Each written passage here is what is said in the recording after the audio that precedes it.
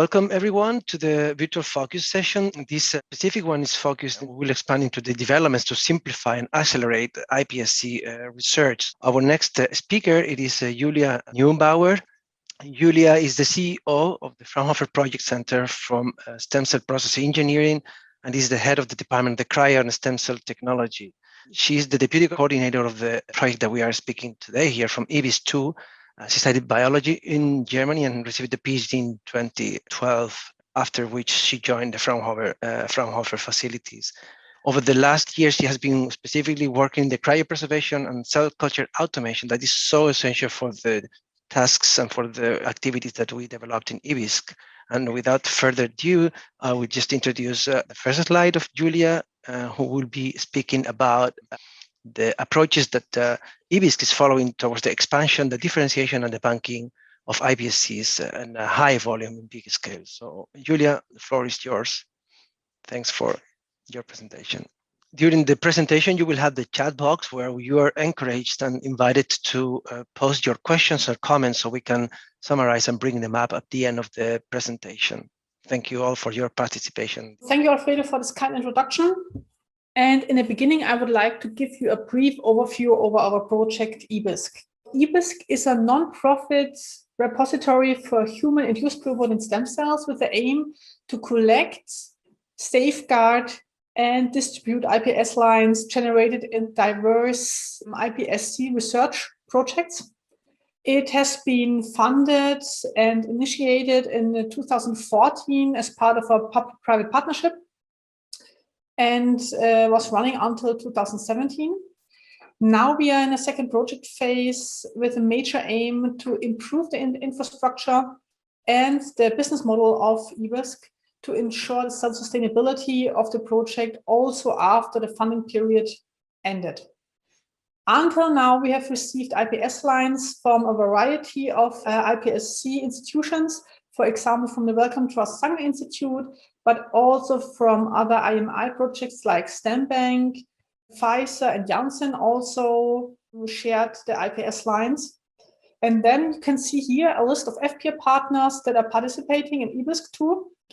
Mainly, I would like to name Janssen as they are the project leader of this project. The public partners of EBiSC2 are mainly Fraunhofer IBMT and ECAC, who are responsible for the banking, QC, and also distribution of the iPS lines. We have on board HPSC that is now also part of Fraunhofer IBMT, who are responsible for the data management and ethics. And Bioneer and the University of Leuven are taking part and doing the reprogramming and gene editing and innovation within the project. The core goal of EBiSC is to simplify the iPSC research for all researchers.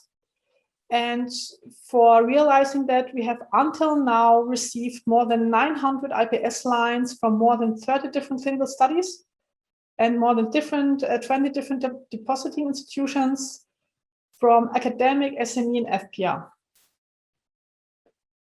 It is possible for us to make them available to researchers by using a standardized process that has been established, starting with the disposition of the cell lines. So in the beginning, we have a quite close review of the consent form. An EBiSC material deposit agreement has to be completed. For the banking, we are using a standardized banking protocol. And the same is for the QC. So we are doing a very robust quality control that is also aligned with community standards. Of course, also data management is quite important. And here we are using for the non-identifiable data, we use HPSC to store the data. And for sensitive data, these are stored in a data archive. Finally, for the distributions, the iPS cells are shared to non-profit and also commercial users, but only for research use. And we are asking for a non-profit fee per vial. Finally, I would like to give you a short overview over the ongoing developments. So on the one hand, we are still generated, for example, gene-edited iPS lines or also isogenic iPS controls. Besides, we are focusing now also more on iPSC-derived mature progenitor cells and would like to share the cells, for example, in ready-to-use formats. But beside these products, we are also active in offering services, for example, also for automation upscaling. And we are quite active in the long-term engagements to increase the self-sustainability of the EBiSC bank. With this, I would like to thank you for your attention. And if you have any questions, please do not hesitate to contact us at the email address you find here. And I would like to present now my talk about approaches toward expansion. For me, it's quite clear that large biobanks such as EBiSC sooner or later will need upscaling approaches to get more efficient and more consistent. Because of that, we are currently evaluating different upscaling approaches. On the one hand, for the expansion of iPS cells and also the differentiation of cells. And here we are mainly focusing on the cardiac, neuronal, and also hepatic differentiation. But besides of that, we are also having a look on the cryopreservation of large cell numbers. For the expansion and differentiation, we are using quite small benchtop suspension bioreactor, the Zero system from OLS. This consists of 4 cultivation chambers with a maximum of 50 ml volume. And it is an impeller-free system. That means that the shear forces here are very low, and it's quite good for the iPS cells. Having a look on the expansion of the iPS cells, we have compared our standard protocol using iPSC clumps in standard culture lab, where in comparison to a 3D approach using alginate microcarrier as cultivation surface. And after the expansion of the cells, we have also cryopreserved the iPS cells for further analysis. In summary, we can say, having a look on the post-thaw efficiency of the cells after cultivation, we can see no differences between 2D and 3D approaches. So that means the post-thaw efficiency was very good. The same is for the readhesion. You can see it here on day 1 and on day 4. Comparing 2D and 3D approaches on microcarrier, we can't see any differences. That worked very well. The same for the marker expression after several passages. We are comparing the 2D and 3D efficiency, and we can see that the stemness markers have still a quite high expression, and we can also see it here in the picture of the ICC. Having a look on the trillineage potential, we could see in all approaches that the cells still possess their trillineage potential. So we have been able to generate cells from all 3 germ layers. And here it was the same, that we could hardly see any differences between 2D and 3D. The same for karyotyping. Here we used a SNP approach to compare the 2 setups with only minor differences. But, and that's the major issue, if we're having a look on the cell numbers and on the culture time, we could see really large differences in 2D and 3D approaches. If you have here a look on a 2D seed, 3D seed in comparison to the 2D harvest and 3D harvest, what is quite visible is here on the culture time that for 3D approaches, the cultivation time is much longer than for the 2D approaches. And in comparing the same time, we only received really lower cell number in comparison to the 2D approaches in the same cultivation time. And with that, it was quite clear for us that this approach was not efficient enough for using it for large biobanking approaches. And so we have improved and changed our protocol from using iPSC aggregates on microcarrier on using iPSC single cells in combination with ROC inhibitor for the inoculation of cells. And here you already can see the results that on day 6, comparing the cells seeded as aggregates on microcarriers and the cells seeded as single cells.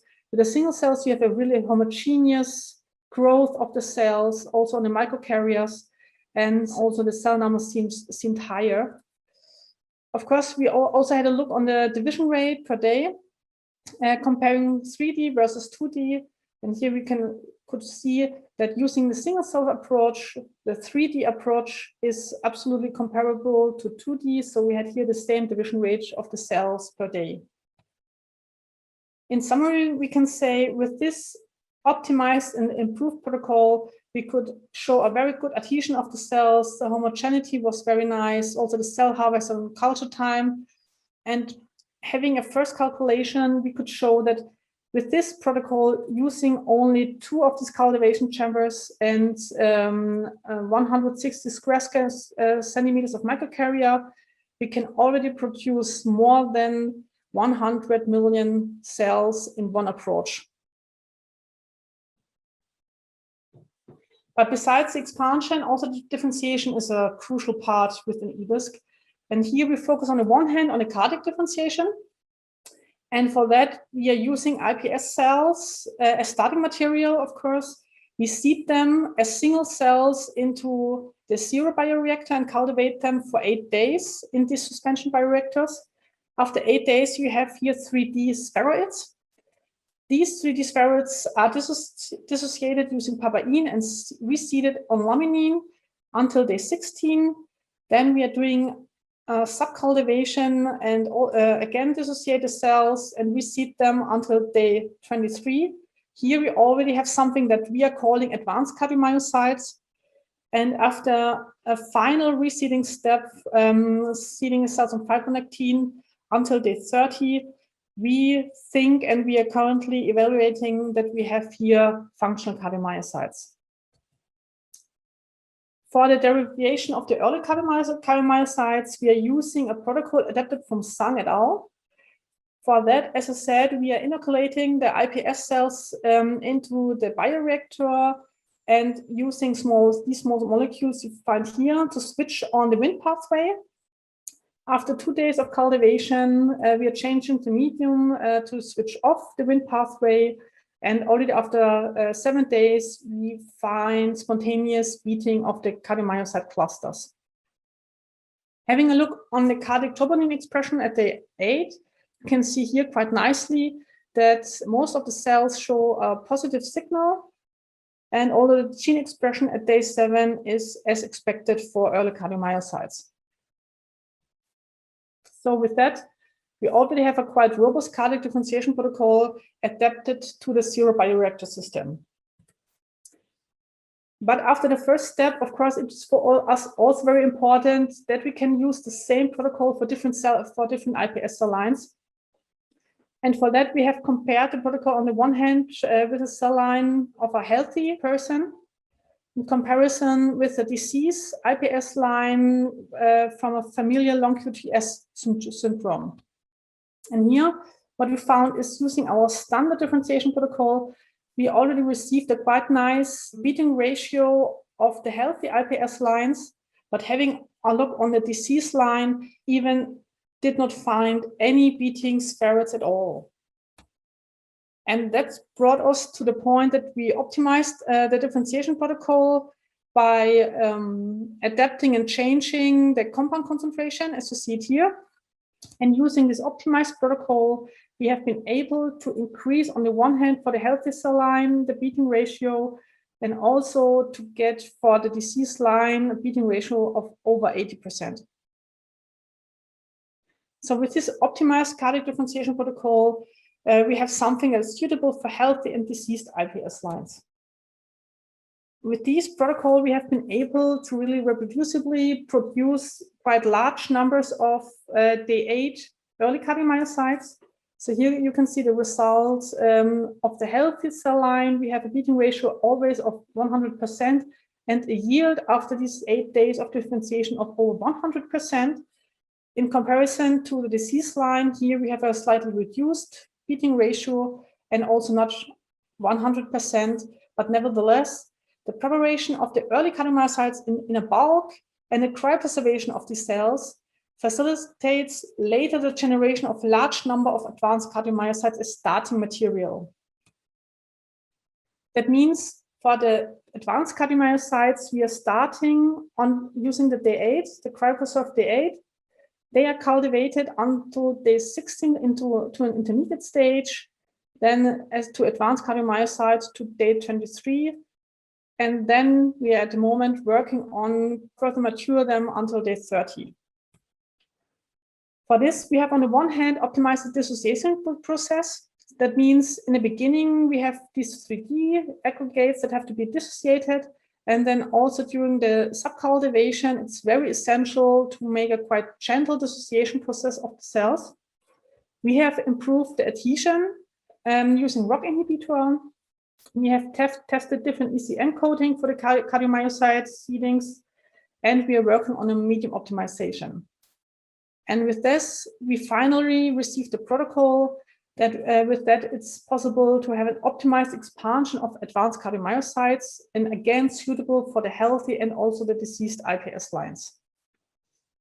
To see the functional characterization of the cardiomyocytes that we are receiving, we are using a multi-electrode assay system.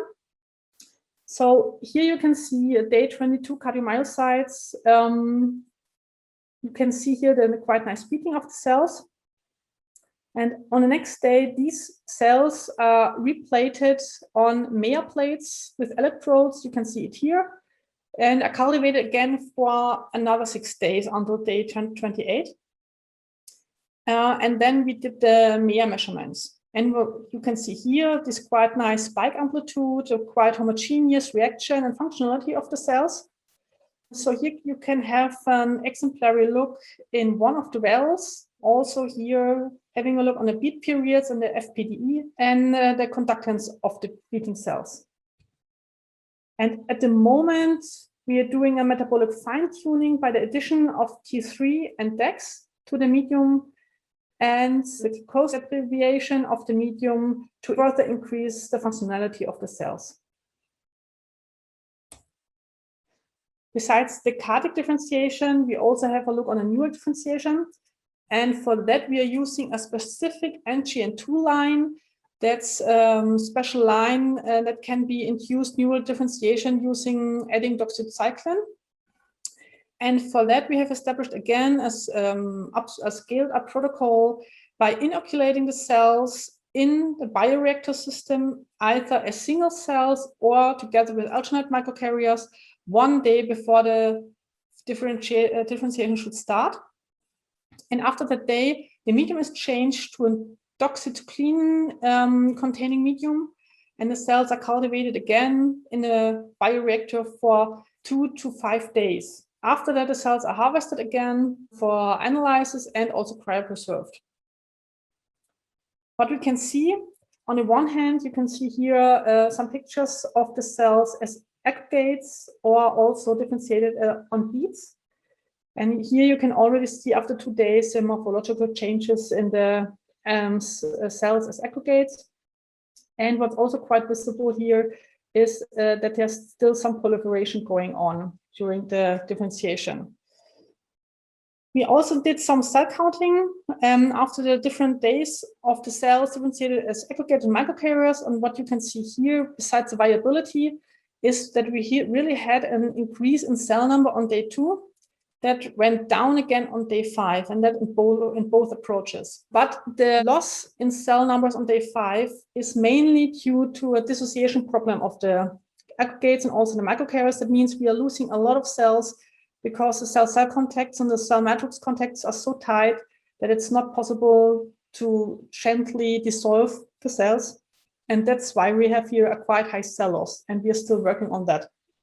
Because having a look on the gene expression, what we see here quite clearly is, here you can see the aggregates as cells cultivated as aggregates or cells cultivated on beads. And comparing this, we can see that having a look on the cells cultivated as aggregates or as on beads, we hardly have any differences. So it's quite comparable. It does not matter what kind of differentiation method you're using, but where we see huge differences is in the time point. Here, if you're comparing day 2 versus day 5 in both approaches, you can see really high differences in the downregulation and upregulation of the genes. You can see it in nearly all gene expressions. That means we have here quite efficient neural differentiation in 3D that can be used.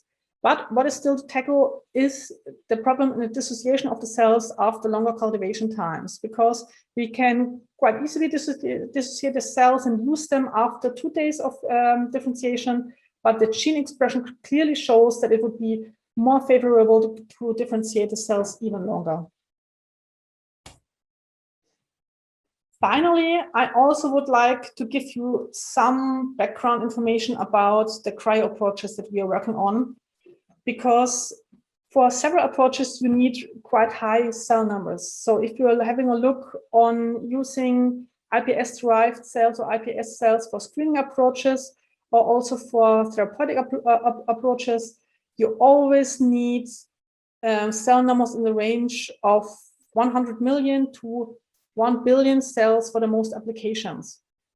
And besides, if you want to feed your large bioreactor, that is not possible if you start using one cryovial for feeding your bioreactor. That means either you're using really hundreds of cryovials of cells to get your bioreactor started, or another possibility would be to use cryobags as starting point for your differentiation in large bioreactors and also for your outcome of your bioreactor experiment. And for that, within EBiSC, we are having a look on different bulk cryopreservation strategies. On the one hand, we want to see if there's an influence of the cell density on the cryopreservation efficiency.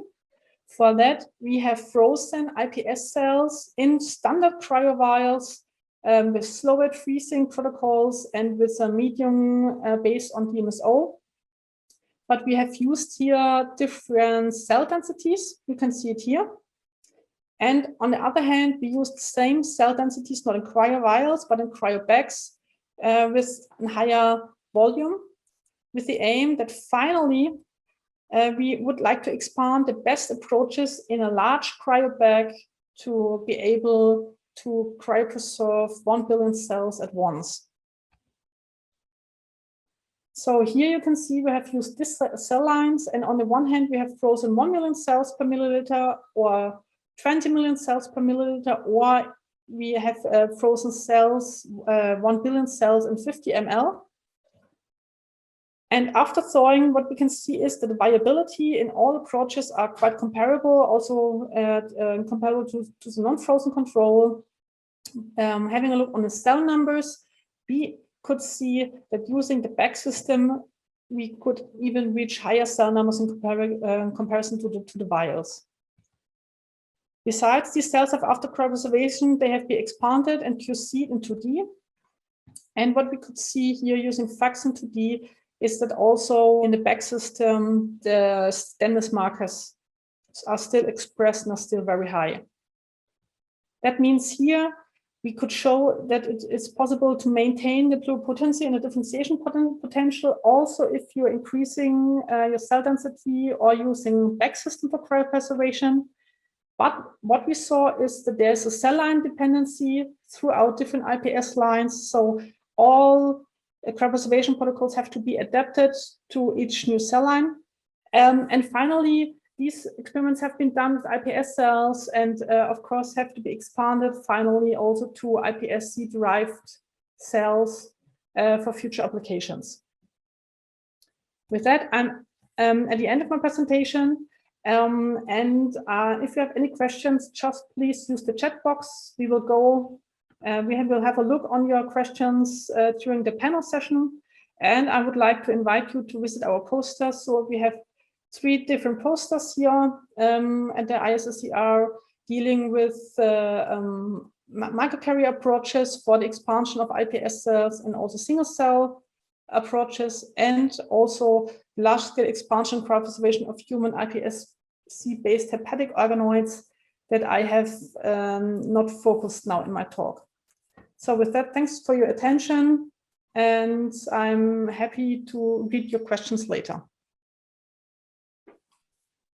Thanks, Julia, for this very interesting presentation. So may I remind all the participants to post their questions and comments in the chat box. Also, I would like to invite you to visit the 2 posters that are presenting data related to this talk today. It's the posters number 416 and 217 that will be presenting during this ISSCR conference these days.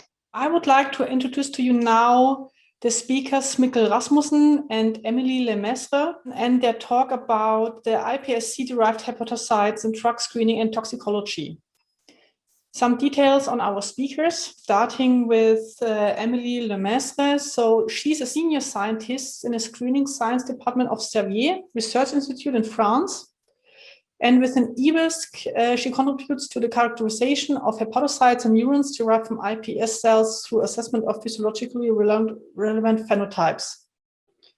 After her PhD in neuropharmacology, she spent 4 years in UCLA. Then she joined the Curie Institute in France, and finally the INSERM laboratories to develop a new CRISPR-Cas9 model. Together with Mikkel Rasmussen, we're doing the talk. Mikkel is a molecular cell biologist by training, and he did his PhD and postdoc at the University of Copenhagen in Denmark. During the last 5 years, he has been employed as senior scientist at a Pioneer in Denmark, working with iPS cells as in vitro disease models. During the talks, if you have any questions, please use the chat box. We will collect your questions and we'll answer them in a final panel session after the focus sessions. Thank you very much for this very nice introduction, Julia. My name is Mikkel Rasmussen. I'm a research scientist at Pioneer, which is a contract research organization in Denmark, focusing on iPS cells and gene editing. And I will be presenting to you today about iPS-derived hepatocytes in drug screening and toxicology. And later on, my colleague Emilie Lemestre from Xavier will also present on downscaling of hepatocytes as well. So first, for a short agenda, I will first introduce a little bit about how iPS cells can be used in drug screening and toxicology. And then I will go to the protocol optimization, which has been done here at Pioneer. And Emilie will then tell you a little bit about how the downscaling of high content screening is progressing at Servier. And finally, I will come back and tell you a little bit about how gene editing can be used to generate iPS models, which will be relevant in drug screening and toxicology. And then we'll come to a conclusion, and hopefully you have some relevant questions at the end. So probably most of you knows that traditionally in toxicology and drug screening, the models used, the in vitro models used, the gold standard here are primary cells, for example, like what you see over here to the right, for example, primary human hepatocytes. There are some benefits with these cells, for example, that they contain high enzyme activity. This, for example, CYP enzymes responsible for breakdown of toxic substances. But the downside is that there's a limited quantity of these, and you have different batch-to-batch variability. So ideally, you have to ensure a lot of the same batches to have the same result. Also, an alternative to this is immortalized cell lines. However, these are often karyotypically unstable and may also have lower enzyme activities. As an alternative to this, human-induced pluripotent stem cells have been suggested, and these were discovered by Shinya Yamanaka in 2007, and he was awarded the Nobel Prize for this discovery, and together with John Gurdon in 2012. So the benefit of these cells is, of course, that they are pluripotent, and they can differentiate to all cells of the human body, approximately 230 cell types. They are also karyotypically normal, or they can be at least if you check the clones and make sure that they are karyotypically normal. And then they are highly amenable to gene editing, which is, of course, an advantage as well, that you can generate some cells that you can use for a faster and more relevant readout. And I'll come back to that later in my presentation. So how can the iPS cells then be used in drug screening and toxicology? First of all, you can derive it from either a healthy individual or from a patient carrying a certain genetic disease. And the benefit of this is that you can obtain iPS cells from individuals with different sex and age and genetic background, and thereby have a more diverse starting point. When you then have your iPS cells, you're also able to generate, for example, reporter lines in them, so you can make easy readouts of at the end of your differentiation. And either you can look at, for example, developmental toxicity, and here you would like to test a material during differentiation to, for example, cardiomyocytes or hepatocytes, neuronal cells, or you can first differentiate your cells to the specific cell type you're interested in, and then test your compound at the end. Of course, the downside is that sometimes you have some variation in the differentiation and maturation of these cells along the way. So that has to be really optimized before. When you then have your final cells, for example, I'll be focusing on hepatocytes, then you can do your relevant readouts, for example, cell viability, apoptosis, oxidative stress, and apply after applying your chemical. And there you can also get some good insights into the toxicity and the drug target mechanisms, since it's human-derived and from different individuals. So here at Pioneer, we have developed a hepatocyte differentiation protocol based on a number of different published protocols. And here we start with the iPS cells, and then we culture for 1 day in medium containing cheer, and then also activin A. And then we remove the cheer and culture for 2 more days in activin A, and thereby we generate definitive endoderm. And this definitive endoderm can then be either frozen down and thawed again, or they could be split in 2D conditions on laminin 5:1 coated 96-volt plates, or in 3D conditions in ultra low attachment U96 U wells. Then you culture for another week in medium containing knockout serum replacement and DMSO to obtain hepatocyte progenitors. And at this stage, we make a matrigel overlay for the 2D condition and culture in a medium containing dexamethasone, hepatocyte growth factor, oncostatin M, hydrocortisone, and in the last week also hydrocortisone and cholesterol. So 2 weeks all in all to get the hepatocyte-like cells. So this is the protocol we have been optimizing. This is then how the monolayer cultures look like after 21 days of culture at low magnification. And here you see the 3D culture in U wells after 21 days in a higher magnification. We then performed also a number of studies of these with, for example, QRT PCR. And what we could see when we looked at the iPS cells at day 0 and the definitive endoderm at day 3 and the 2D hepatocyte-like cells or 3D hepatocyte-like cells on day 21 was that the hepatocyte progenitor markers, HNF4 alpha, alpha fetoprotein, were upregulated.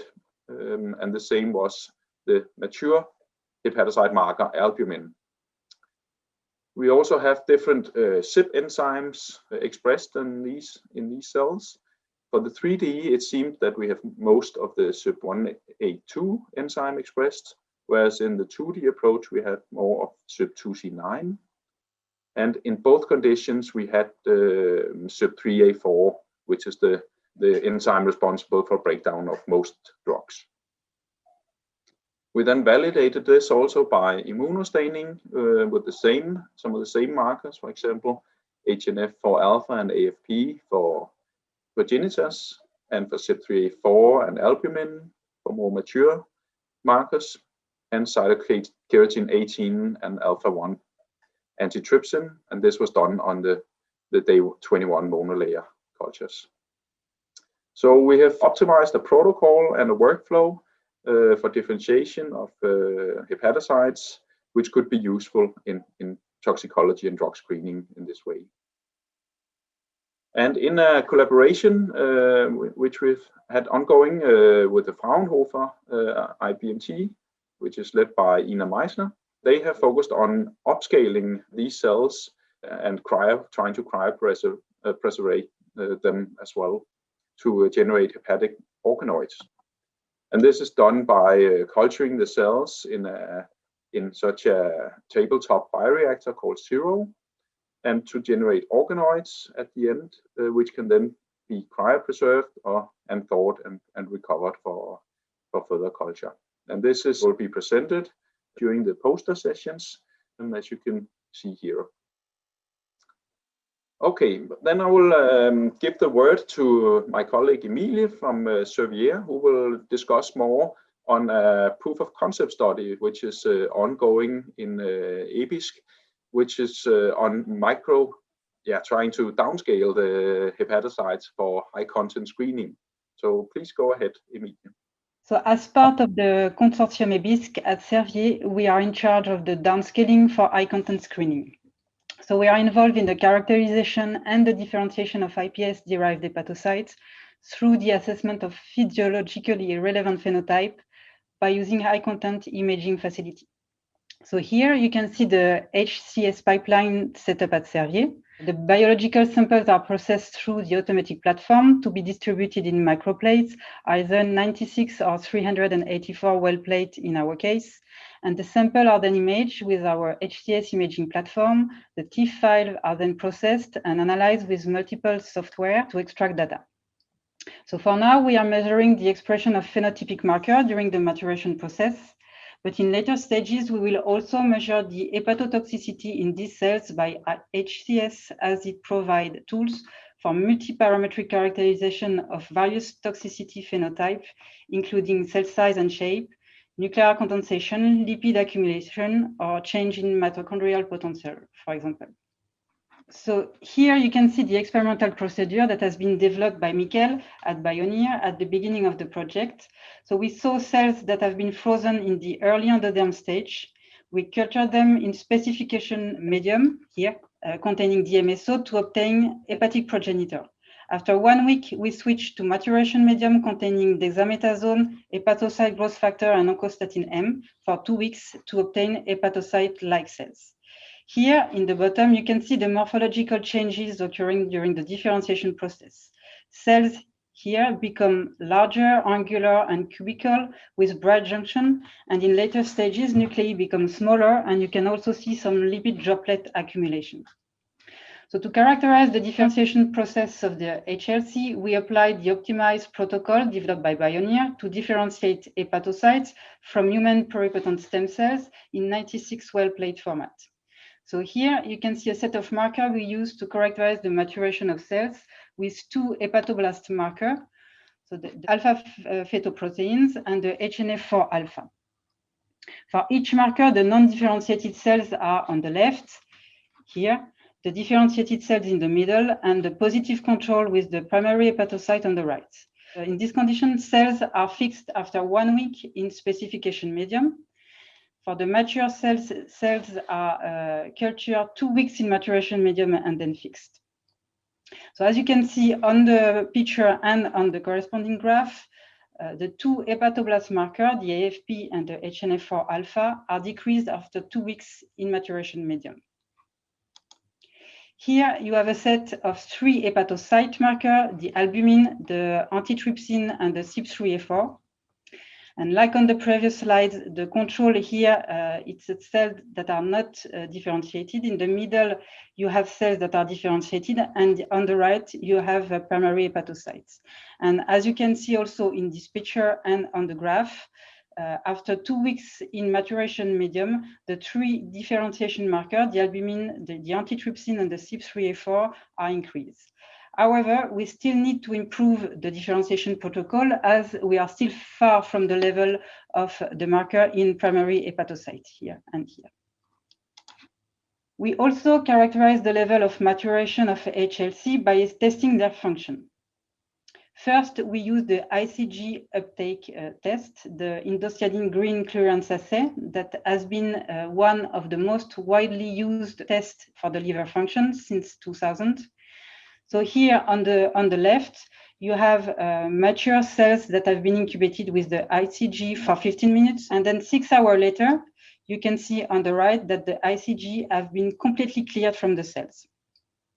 We also test their ability to accumulate triglyceride on the right part of the slides. So in the control condition here on the left, cells are kept in specification medium and are not mature, so they are not able to accumulate lipids. In contrast, cells that have been incubated for 2 weeks in maturation medium are able to accumulate lipids that is stained with Nile red pigment. So when cells are maintained in maturation medium, they behave as hepatocyte cells in terms of clearance and lipid storage. So after the experimental procedure has been adjusted in 96 well plates, we started the miniaturization of the assay in 384 well plates to facilitate the screening approach. Here on the left, in the paper of Carpenter, they obtain a monolayer of polygonal cells, here, covering the entire well, showing a high percentage of AFP, antitrypsin, and albumin positive cells. However, they also show some variability in the expression of some marker. In our case, we observed more cell deaths than in the 96 well plates, especially after 3 weeks of maturation medium. And after staining with our 4 differentiation marker, the aplastopalus marker and the hepatocyte marker, we noticed a cell-by-cell variability in the expression of this marker, as you can see here on the box plot, showing the intensity of marker in each cell. So we now have to improve the hepatic differentiation within wells of 384 well plates to reduce phenotypic and functional variability lower enough to make it suitable for high throughput screening. So Michael now will present a strategy to establish new cell line that will ease the assessment of differentiation of HLC. Thank you very much, Emilie, for the nice presentation. So I will continue a little bit now on how gene editing might be used for creating in vitro models from iPS cells, which are useful in drug screening and toxicology. And as you probably, most of you all know, CRISPR-Cas9 was invented by these 2 great women in around 2011, Emmanuelle Carpentier and Jennifer Doudna. And the principle is that you have a CR-RNA, which is specific. You design to be specific to a part of the genome, and then it's coupled to a trace RNA, which attracts the Cas9 protein to cut exactly where you have designed your CR-RNA. You will then end up with a double-strand cut of your genome, which can result in either indel mutation, or if you supply the reaction with homologous donor construct, you can get insertion of a gene or a gene fragment instead. So we are at Bioneer, we're using this technique. We've done that since 2012. And here you can see an iPS cells from one of our lines, which are called BioNI10C. And if you then mix your cells with this CRISPR-Cas9, which you have designed to cut a specific place at the genome, and then electroporate it using the Lonza 4D nucleofector. Then at day 7 after nucleofection, we then sort our nucleofected cells using an Sutena F site into 96 well dishes. And here you get an image of every cell that's been sorted, so you know that you have clonal lines in the end.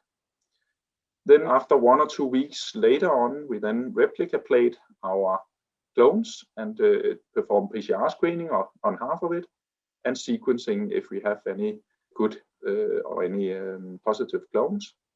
And finally, we upscale it and bank it, the clone, and perform a number of quality control steps of the gene-edited iPS clones, for example, karyotyping, SNP analysis, and so on. So using this approach, we have made an albumin and a CYP3A4 nanoluciferase reporter here at Bioneer. And we have done that by designing a CRISPR that cuts exactly before the stop codon of the albumin or the CYP3A4 gene, and supplying the reaction with a donor template containing a T2A and a nanoluciferase between just before the stop codon. And then you end up with one of the alleles having this construct inserted. So you will have a co-expression of nanoluciferase whenever you have albumin or CYP3A4 expressed. So these are 2 different lines that we made. Here again is just, we have analyzed it in day 21, hepatocyte-like cells in 3D. And if we look at the albumin reporter, we could see a quite high luciferase readout, both when you culture in DMSO or with a CYP inducer. It's comparable, the expression. But when we then look at the CYP3A4 reporter, then DMSO, we have a relatively low luciferase readout. And then with the CYP inducer, we get a higher readout, although it's also, it's in general lower than the albumin reporter. So it seems to be, they seem to be functional, these two reporters, and we have also validated them by comparing with qRT-PCR expression during differentiation. Finally, and also we wanted to show that we have used these two models in drug screening and toxicology, and this is an example I have brought here where we treated with the anti-inflammatory drug diclofenac. Here you can see first how we perform just a normal cell survival assay of the two lines, where we measure cell titer glow, which measures ATP at different concentrations of diclofenac. And here what you see is that it's only after only at the 500 micromolar concentration, so the highest concentration, that you really see cell death in both of the lines. But if we then look at the reporter readouts, we see a more stepwise decrease over time with different concentrations of diclofenac. So what you can say is that it seems to be more sensitive than the traditional cellular death assays, such as cell titer glow or MTS assay we have also used. And the benefit is also that it's a easy readout that you can do in a standard plate reader, and it's a non-lytic assay as well. I also just wanted briefly to mention that we have an example, another example that we use this strategy for, which is to make a NKX 2.5 cardiac nanoluciferase reporter as well. And this was to look at early toxicology. And here you can see this is done in 3D as well, where you have small spheroids at day 7. And you can see they express NKX 2.5 at this stage. And when we then test a drug called thalidomide, which is a drug that had impacted children from women in the 60s by having a malformation of limbs and so on. And it was not discovered because it was only tested in mice. But here you can see it has a low impact when you look at how many of the cells are beating in the 96-volt dish. But when you then look at the luciferase units, you can see a more stepwise decrease. And again, it seems to be much more sensitive than the beat score. So to sum up what we've been discussing today, we've been presenting 2D and a 3D protocol for derivation of iPS cells to hepatocyte-like cells. And the proof of concept study is going on at Xavier, where Emilie has been focusing on validating the 2D hepatocyte protocol from frozen definitive endoderm cells, and is now focusing on trying to miniaturize the cells for high-content screening assays. And finally, I've presented to you about the gene-edited iPS models and how they could be used in drug screening and toxicology for a fast and non-toxic readout in a plate reader. And it seems that they might have increased sensitivity to several reference drugs, so it could be relevant in that sense. And I also want to point your attention to the poster number 810, which is the large-scale expansion and cryopreservation of human iPS-based hepatic organoids by the Fraunhofer IBMT and Pioneer.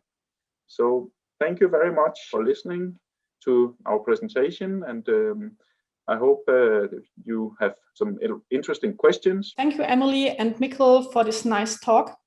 And if you want to have more information, please visit their poster here in the exhibition. It is poster number 810. I would like to introduce to you our next talk.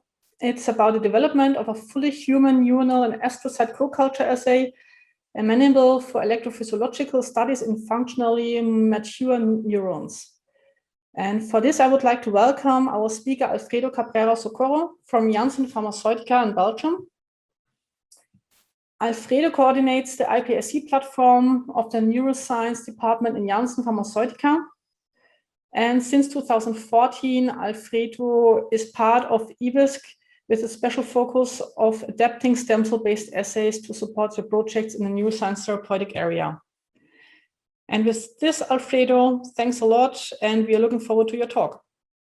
Thank you very much for giving us the opportunity to present the work that we have been doing over the last years in the context of EBiSC consortium. So what I'm going to talk to you is about the work, the specific assay development we have done around the optimization of fully human and neuronal and astrocytes co-culture assay that can be used for performing electrophysiological studies in functionally mature neurons.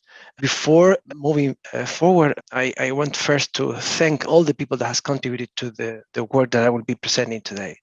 Of course, all FPI partners and the biobank partners and collaborators from EBiSC have to be acknowledged, but more specifically, the colleagues that work with me in this specific project within Janssen, specifically Peyushi, Devesh Kumar, Andreas, and Frederick Seibts, who were instrumental for the electrophysiological characterization of those cells. That is the people within Janssen, but also very importantly, the collaborators in KU Leuven who have developed the associative model that I will be speaking about. Catherine Befayet's team, Catherine Nering, and Johanna van der Delle. So without them, the work that I'm presenting today would have not been possible. So it's been now more than 10, 12 years, 13 years from the development of the iPSC technology. And what was starting straight from the beginning, that was the possibility, that the potential that this methodology was enabling. And that is for the particular work that we do in neuroscience, the iPSCs became a unique source of brain cells that could support the work that we do in the laboratory. This work historically has the origin in the pioneering work done by Yoshiki Sasai and the team of Pierre van der Hagen, in which they were developing methods to differentiate cortical neurons or neurons from stem cells or from iPSCs. From very early on in those days, it was clear that the procedures and the protocols to generate cortical neurons was quite lengthy. And you probably know it takes more than 60 days to generate functionally pure or functional cortical neurons.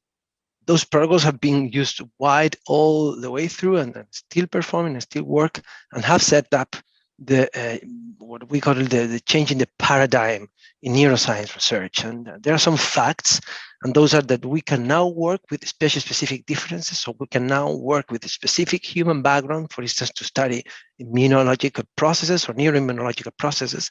We can work with the genetic specific backgrounds, carrying mutations known to trigger familial forms of known forms of neurological conditions such as Alzheimer's or Parkinson's disease, and it's by definition reductionist. So people tend, and it's been quite broadcasting on advertising concepts to use the concept of brain dish, but the fact is that is not the case. So we are working with a very artificial method that is reducing to very minimal variables the complexity of human brain.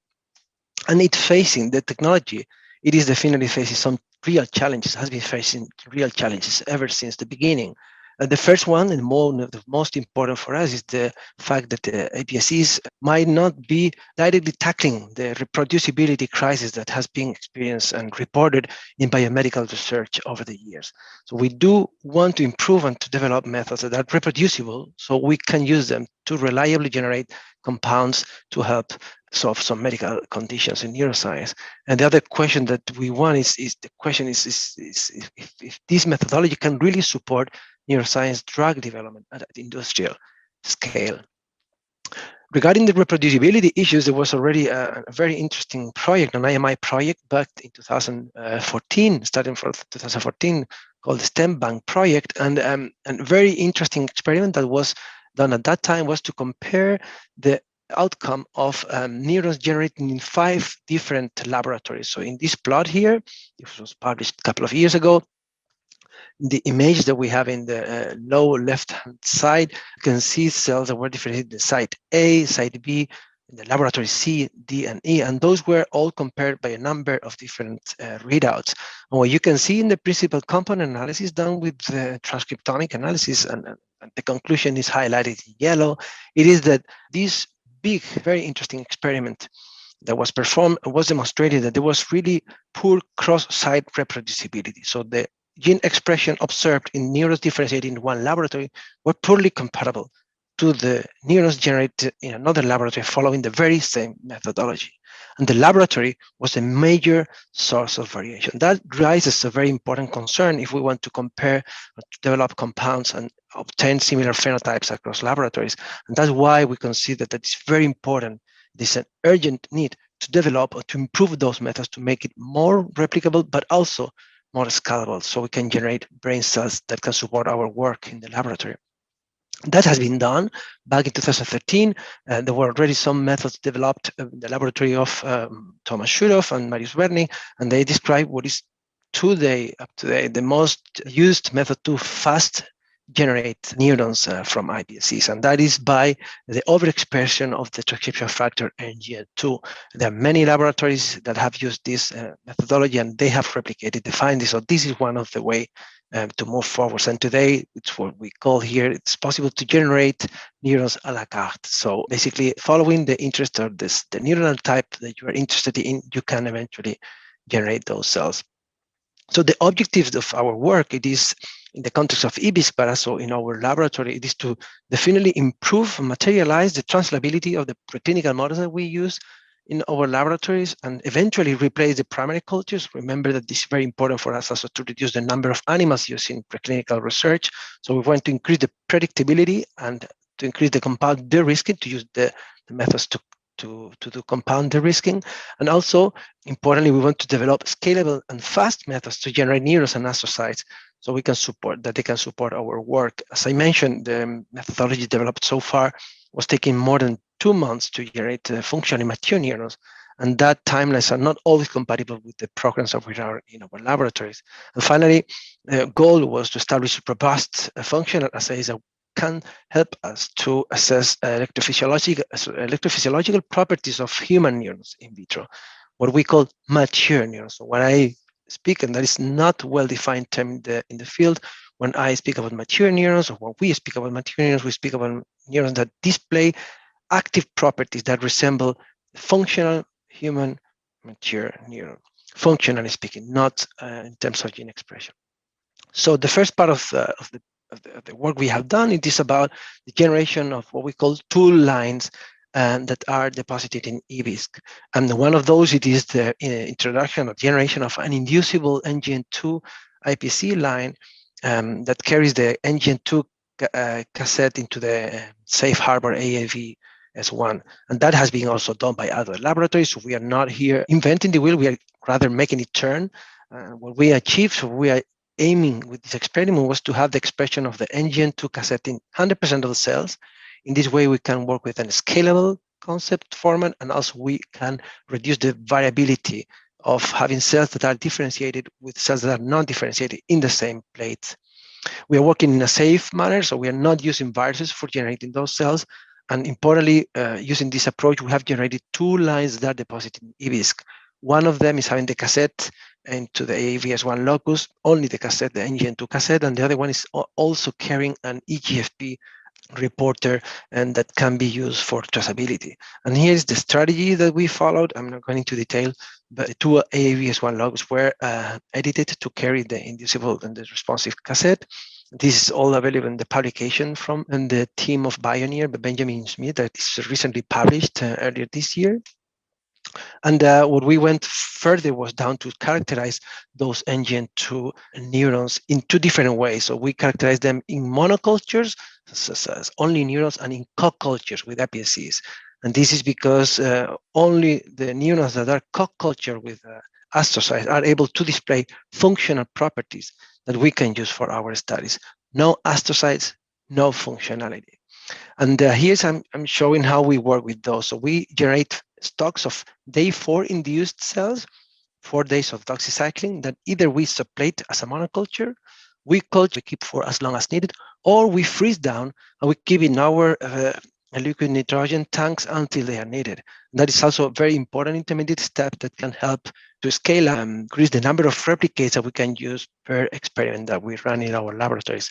In the bottom, I'm showing an example of how are the astrocytes that we generate from iPSCs, and this is following already old protocols described back in 2012, and this is a standard procedures also that have been described elsewhere. So the characterization, it's rather straightforward in terms of imaging and RNA. So here you can see the expression of some known markers of neurons, such as MAP2, in the culture. So we have here the presence of the astrocytes and also the presence of the neurons in the line that is not carrying the EGFP reporter, and also in the line that is carrying the EGFP reporters, as you can see in the image that I'm pointing. That is regarding the imaging, the culture imaging, but also we perform a very basic characterization at gene expression level. And here you can see how over the 14 days of differentiation, we lose the expression of the stem cell markers, while the expression of the key neuronal differentiation markers keeps rising over time, such as MAP2 or nesting, for instance. Importantly, we also followed up and keep culturing those cells for as long as needed. And actually, this is a picture showing how the cells look like, the expression of key proteins that are relevant for in our laboratory, such as tau, and how they look like in the cultures after 30 days, but we keep the cells even longer. The feature that we observe in those NGN2 inducible cells is that the size of the soma was substantially bigger as compared to what we consider the gold standard primary cultures that was measured by the colleague in the laboratory by Peyu when doing the patch clamp analysis. So in these cultures, we performed the functional characterization that we did using multi-electrode arrays, and that is the acronyms of the MEA. So as I mentioned before, if there's no astrocyte, there's no activity, so we do need to do the cultures to have functional readouts. And what we observed over the time course experiment that we performed, we compared here the cultures with only astrocytes in which there's no activity. We measured the total number of spikes at different time points, and we observed, this was with the EGFP expressing line, we observed that after 35, 36 days, we were obtaining the highest peak of spontaneous activity, which does not mean that the cells are more mature, they're just more excitable. And that can be better explained by the patch clamp data done by Peyu. What I'm showing here, it is the comparison that we did between cells that were differentiated using the dual SMAD inhibition protocol with the NGN2 cells and with the reference cells that is the primary culture. And what we are measuring is the resting membrane potential. And what you can see already very clearly from this point is that the human culture, NGN2, and the human astrocytes, after 60 days of cultures, they do display similar properties to the reference gold standard primary cultures. But if we were looking at the previous, at the MEA after day 30 or day 35, they were highly active, but not yet displaying resting membrane potential that we consider optimal for our studies. That is something very important to take into account when performing extracellular recordings, not only for the resting membrane potential, but also for the amplitude of the action potential. Already from day 45, we do have similar values as the ones observed in the primary cultures, and the same for the input resistance, that it is also equally or quite comparable to the primary cultures from day 45. This is a classic comparison between the old system, the dual SMAD cells co-culture with human astrocytes, and the NGN2 co-culture with human astrocytes. However, we didn't find much spontaneous activity and synaptic connectivity on those cells, and that you can see that in the spontaneous synaptic responses that we are measuring here after 30 and after 60 days. And that is not the same as when we cultured the NGN2 cells with the mouse astrocytes. And that has been quantified and is plotted here in this right-hand side plot. And that raises for us the question that maybe the activity observed in the NGN2 cells might be coming from the astrocytes that they are co-cultured with. And that is something that needs to be discussed and further studied. We also observed that the cells were not displaying response for glutamate, but rather for acetylcholine. And that is something that is coming more and more clear in the literature, and highlighting the fact that the NGN2 cells are rather sensory neurons or peripheral neurons rather than brain or CNS neurons. Now, I mentioned about the work we did with the neurons, but we are also interested, importantly, in the astrocytes, because as mentioned, we cannot do functional readouts if there are no astrocytes in our cultures. And of course, the astrocyte differentiation can be sped up. Actually, it has been reported back since 2012 and more recently by the laboratories of Florence Studer and some others that by overexpressing key transcription factors, it is possible to drive and to force gliogenesis. And that's being reported for 2 key transcription factors, NF-κ and SOX9. And here are some of the reports showing that introducing a cassette that overexpresses those 2 transcription factors, they are able to generate astrocytes after 52 days of differentiation.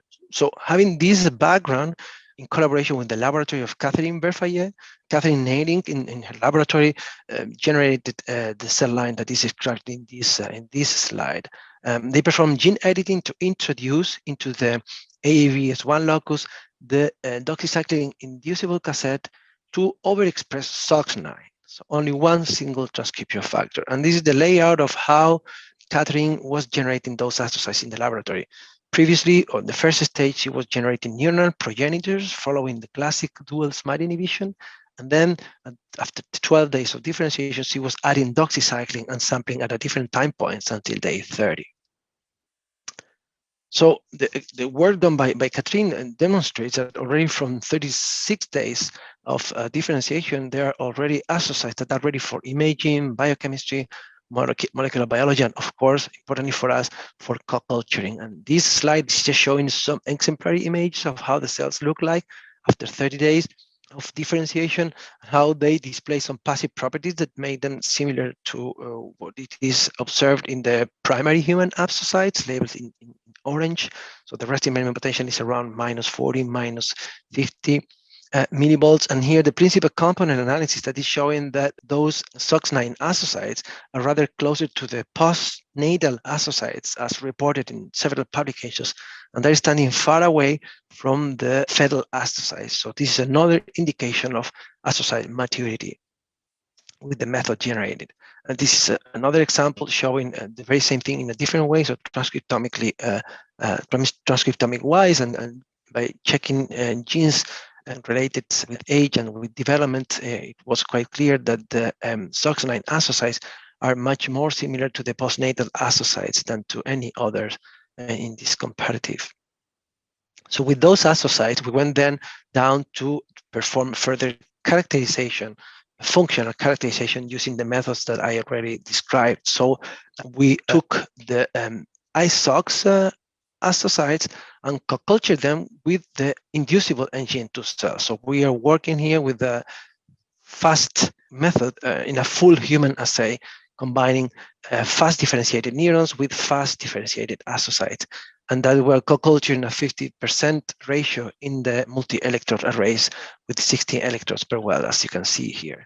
So remarkably, we observe is that the co-culture of NGN2 neurons with the iSOX9 astrocytes were having a higher yield in terms of the percentage of electrodes active in the whole plates as compared to the rat primary culture. So this is historic data that we have generated. So definitely we do observe more activity in those co-cultures than in the right primary cells, as we observe also the total number of bursts, and interestingly, in the synchronicity index, showing that the cells are not simply more active, that they also somehow either electively or chemically connected, which still has to be confirmed.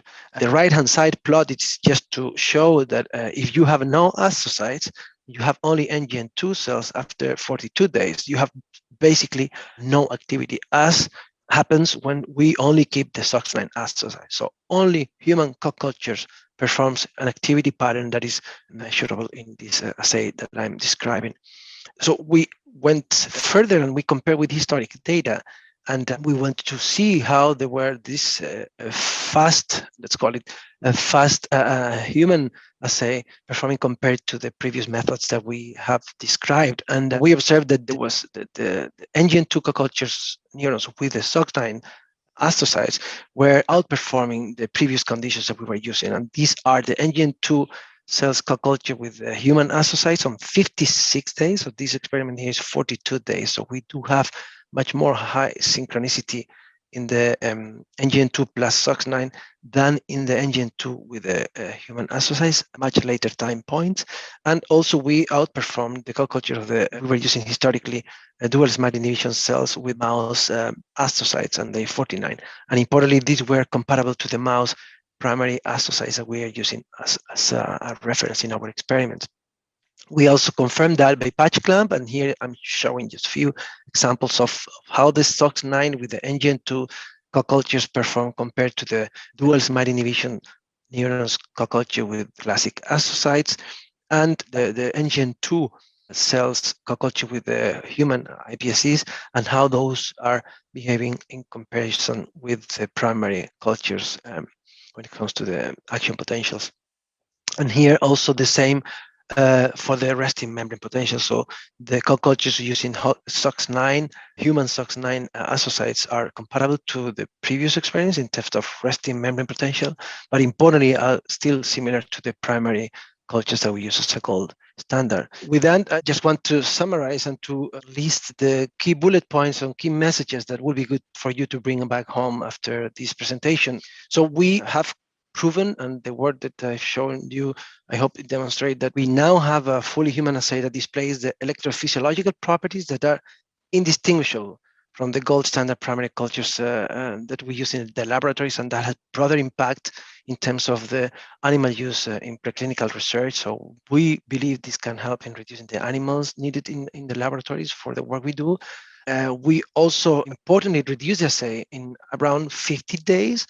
And that is because the historic methods we used to generate astrocyte, we are requiring a pre-differentiation time of 80 to 90 days. And now that timing, it is reduced up to 30 to 40 days, slightly, with some variance, but still the considerable amount of time that is reduced with these new methods.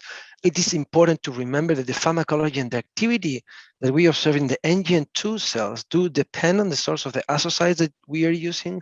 And that might be coming from cross-contamination, for instance, of neurons coming from the primary cultures, for instance. And that is very important to when looking at the data from the literature that is changing or that is using different type of astrocytes. Importantly, we are now having a method that enables the scalable production of human neurons and astrocytes. And by fine-tuning and optimizing this assay, we can think in generating hundreds of vials of those cell types that can be distributed worldwide.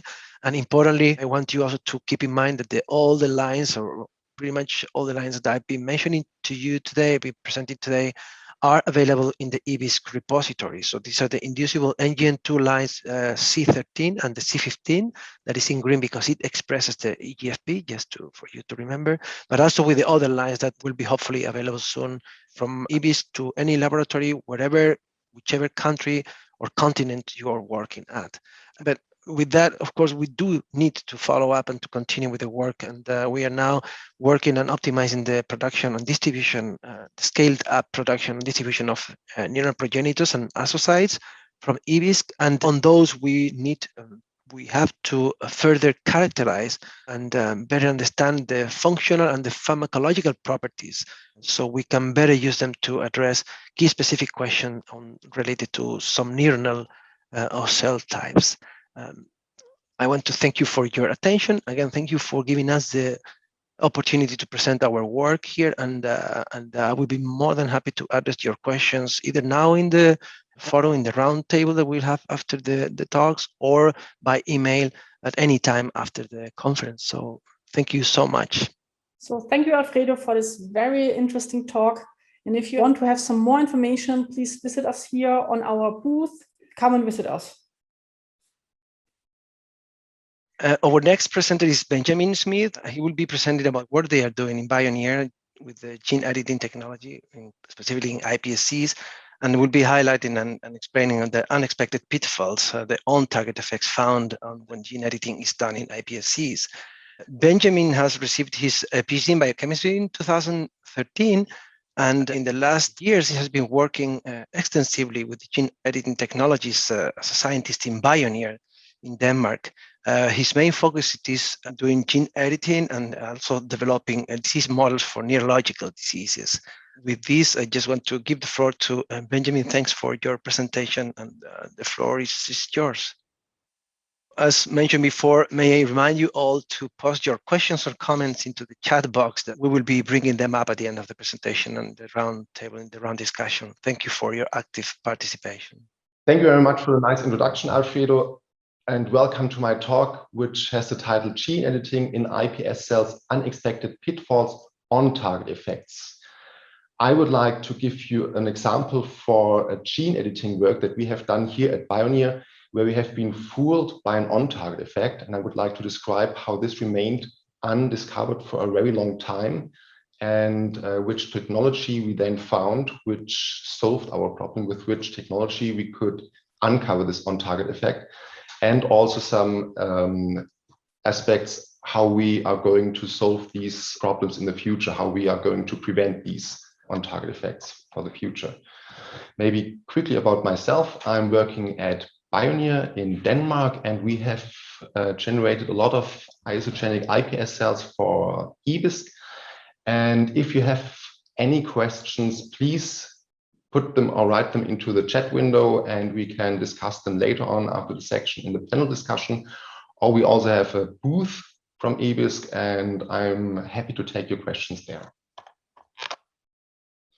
I'm starting with my presentation. So this gene editing work involves the ApoE gene. And quickly about the ApoE gene, ApoE is the most important risk factor for Alzheimer's disease, and you have different genotypes for the ApoE gene. And depending on the genotype that you have a higher or lower risk for Alzheimer's disease. And this is a draft of the ApoE gene, and it's actually exon 4 of the ApoE gene, and you can see there are 2 different SNPs. And depending on the combination of the bases that you have at these 2 SNPs, we have a certain ApoE genotype. For example, the first lane is an ApoE44 genotype. You have a double C at the first SNP and a double C at the second SNP. For an ApoE33 genotype, you have a double T at the first SNP and a double C at the second SNP.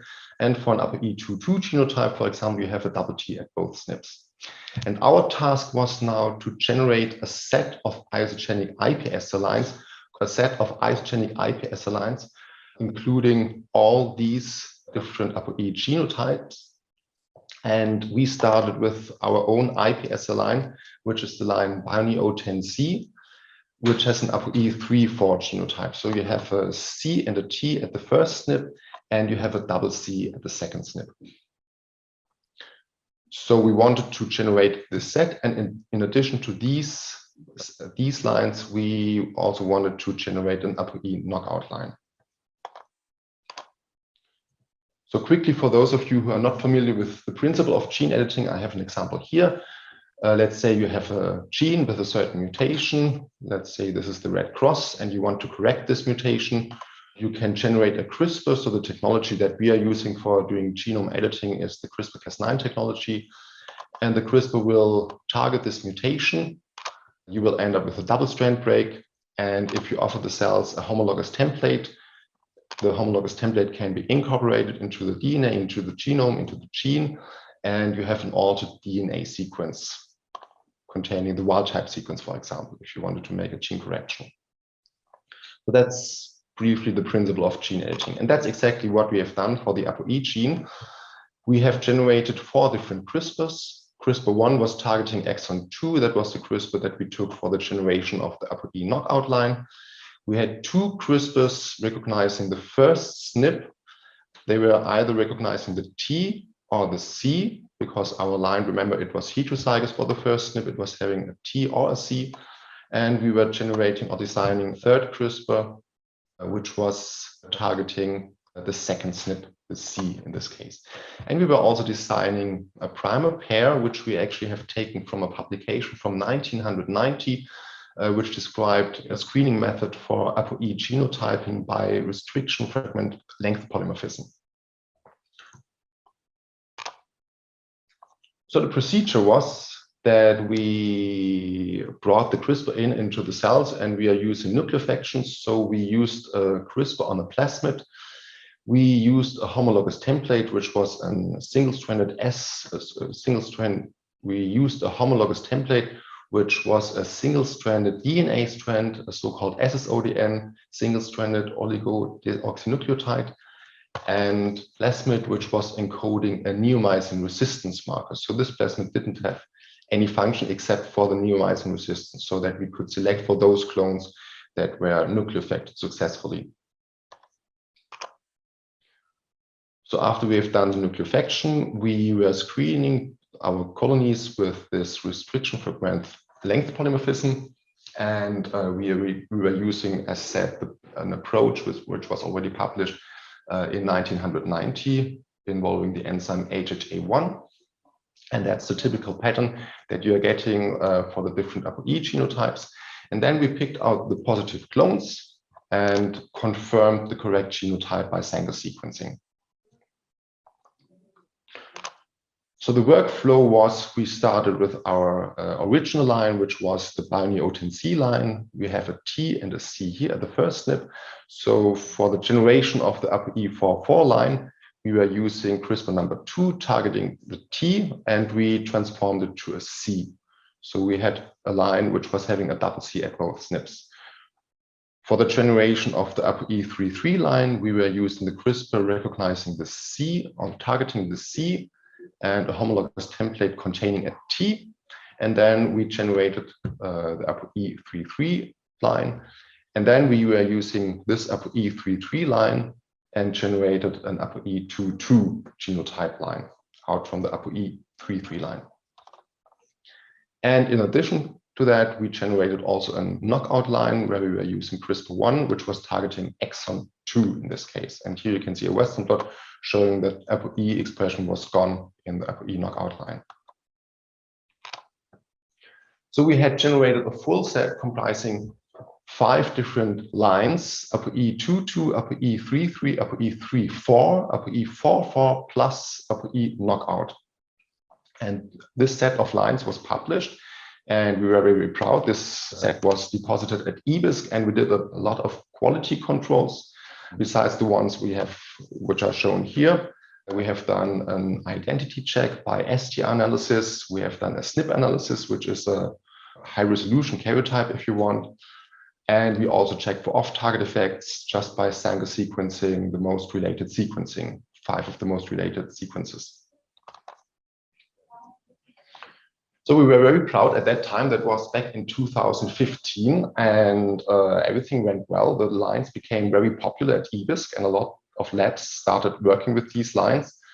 And then 2 years later, we got a message from one of the customers, EBiSC customers, who told us that the lines do not have the expected genotype when they were genotyped with TaqMan probes. And at that time, of course, we were very alarmed. A large consortium where we were part of was working with the lines, and we all sequenced the lines again using different primers, using different PCR lengths, and we only were able to confirm the predicted or the expected genotype. We were all using different primers, different PCRs. One PCR was almost a long-range PCR covering 1,000 base pairs to each side. And even with this PCR, we were not able to see anything wrong with our lines. So we were still alarmed, but we wrote back to the customer that we have these findings. We also sequenced the RNA, and the expressed genotype was also the expected one. So we wrote back and said we have these conflicting results, but we actually can't find anything wrong. We have sequenced them now in different labs. We just went on working with these lines. But then 1 year later, we were approached by a startup company here in Denmark, which is called Samplix, and they had established a new technology involving, which is PCR based, involving droplets, and they're running PCRs in droplets. I'm not going to explain in detail how this technology works. If you have questions, please write them down or visit us at our booth. However, they found out with their so-called X-drop technology that we had an insertion on one of our alleles in our lines. So in specific, what they found out for the ApoE44 genotype, they found out that we had an insertion of a 5.4 kilobase DNA fragment right at the SNP where the CRISPR was cutting. And this was destroying one allele. So one allele was remaining and was intact and was expressed, but the other allele was destroyed.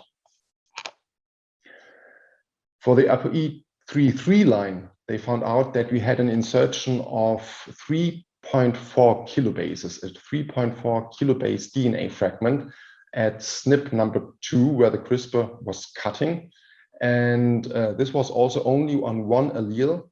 One allele was still left over, and that's exactly the desired genotype. However, it was only expressed from one allele. And also for the ApoE22 line, which was generated from the ApoE33 line, we found that it was exactly the same insertion of a 3.4 kilobase DNA fragment at SNP number 2. As such, again, one allele was destroyed, and the other allele was expressed. So we were not able to see this by Sanger sequencing because our PCR products didn't catch the long fragments of 5.4 kilobases or 3.4 kilobases. As such, we got the illusion of the correct genotype. And we were not able to see it by RFLP analysis, and neither were we able to see it by sequencing, Sanger sequencing. So what we have learned from this was that we are not using plasmids anymore. We are using riboprotein complexes. The Cas9 is a protein which is mixed with a small guide RNA. And by that, we don't have the risk of plasmid integration. We also found out as a side effect that we achieve a much higher efficiency and that this is less toxic to our cells compared to plasmids. In addition to that, we are using chemically stabilized SSODNs and sgRNAs, which also increase the efficiencies. And with such an increased efficiency now, we don't need the addition of a selection plasmid anymore, which was actually the plasmid that had integrated into the ApoE gene. So what we have done, we have replaced this line, which was obviously this set of iPSC lines, which was obviously not usable. We repeated the whole set in two different iPSC lines, which was UKB-IO11A and BioNeo-037A. So we have the same full set of an ApoE22 genotype, ApoE33, ApoE34, ApoE44, plus an ApoE knockout in these two lines. In addition to that, we also repeated now the whole set in the original line, BioNeo-10C, using the riboprotein complex instead of plasmids without any additional resistance marker on a plasmid. And we hope that it will appear soon in the EBiSC catalog. And with that, I'm at the end of my presentation. Thank you very much for your attention. And before I stop, I would like to invite you to some posters of my colleagues. The title of the poster is Single-Cell Suspension-Based Approaches for Upscaling Induced Pluripotent Stem Cell Cultivation in 3D Bioreactors. The second poster will be poster number 416, which will be presented on Thursday in poster session 4. And the title is Alginate Microcarriers as Long-Term Scaffolds for iPS Cell Expansion in Suspension Bioreactors. And the third poster will be poster number 810 on Friday in poster session 8. And the title is Large-Scale Expansion and Cryopreservation of Human iPS Cell-Based Hepatic Organoids. Thank you very much. I'm sure my colleagues are more than happy to take your questions at the posters. Thanks, Benjamin, for this very interesting talk that I'm sure will bring some interesting comments from the audience. And thank you everyone for your attention and your participation in this seminar. So now I would like to introduce to you our next talk about the collection, standardization, and sharing of iPSC associated datasets using open tools. Our speaker here is Andreas Kurz from Fraunhofer IBMT. Andreas Kurz received his diploma in genetics at the University in Halle. He worked as assistant professor at Georgetown and at the Harvard Universities before he became a director of the German Stem Cell Authority in 2003. He is founding PI of the Berlin Center of Regenerative Therapies in Berlin, and he joined Fraunhofer IBMT in 2020 to further data-related research and application in the stem cell field.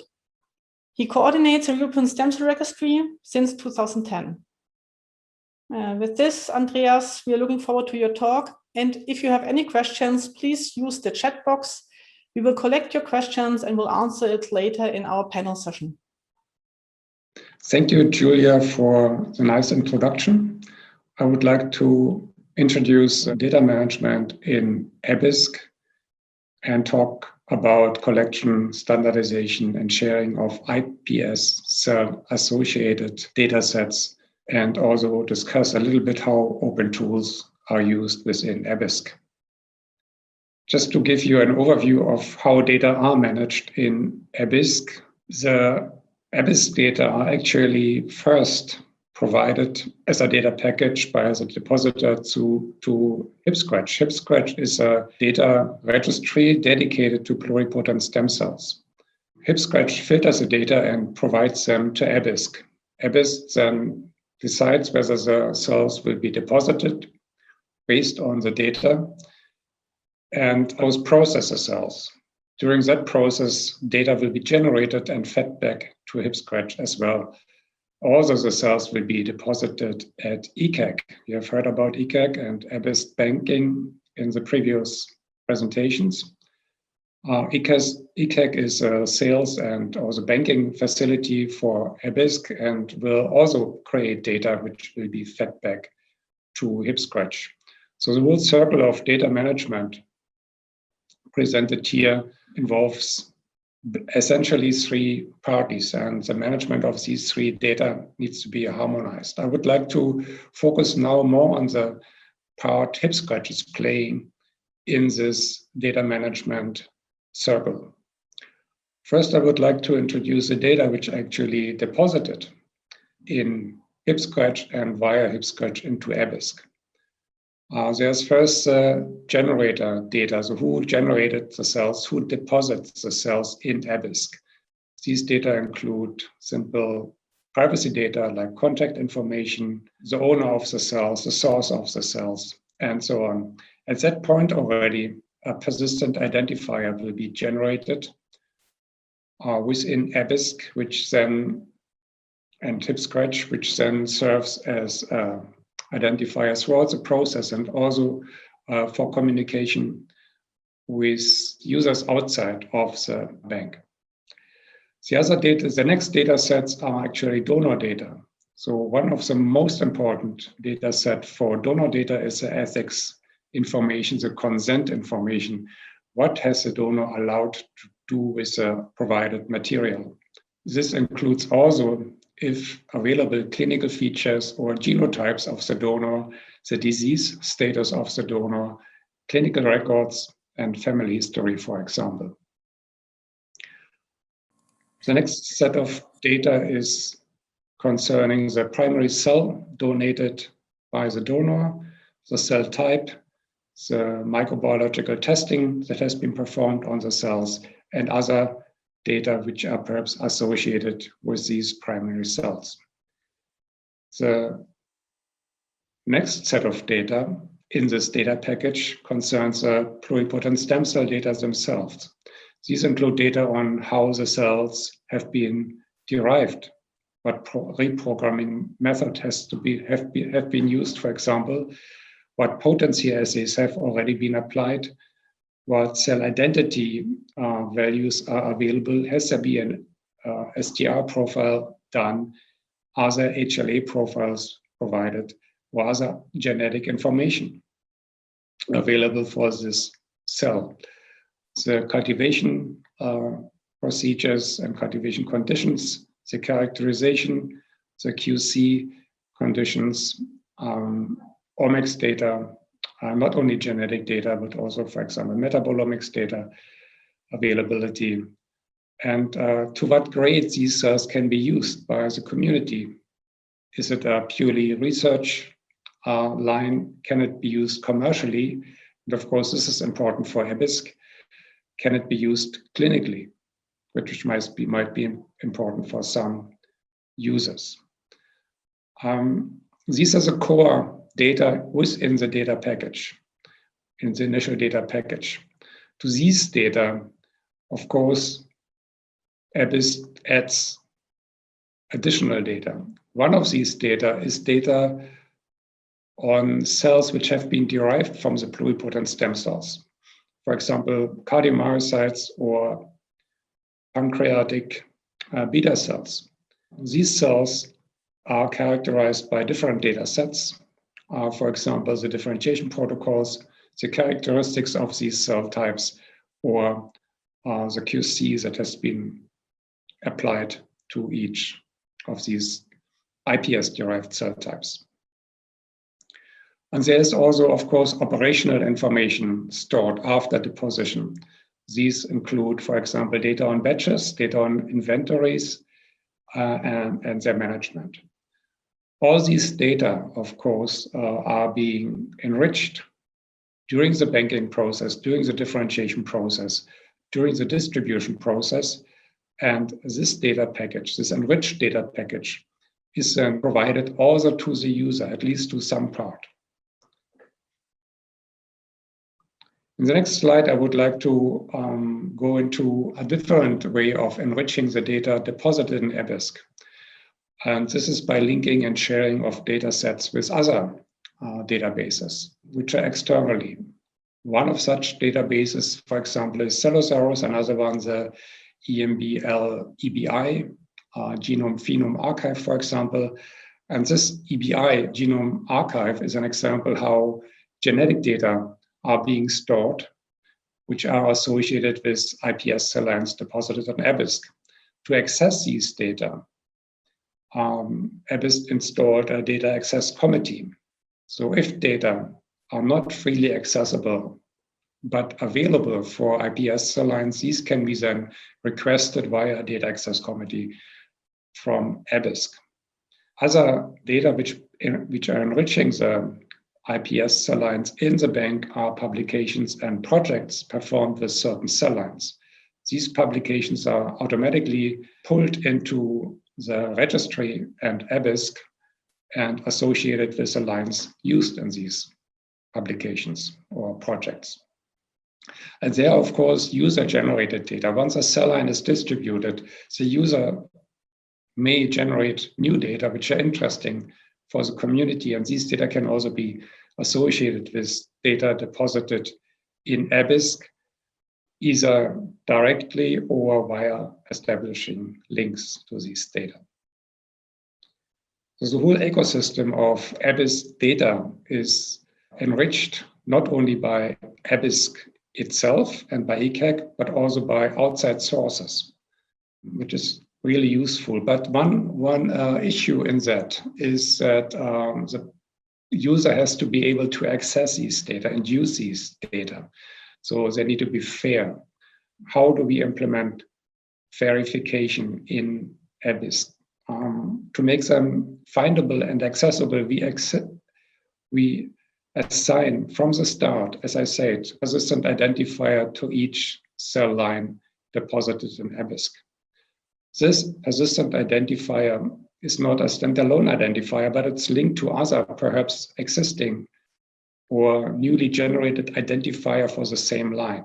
There are some databases doing that. One is, for example, Cellosaurus, which I already mentioned. Another one is the biosample ID issued by NCBI or by EBi or in Japan by SCIP. This allows to use one identifier and find the same cell line. The only constraint is that each of these identifiers needs to be unique.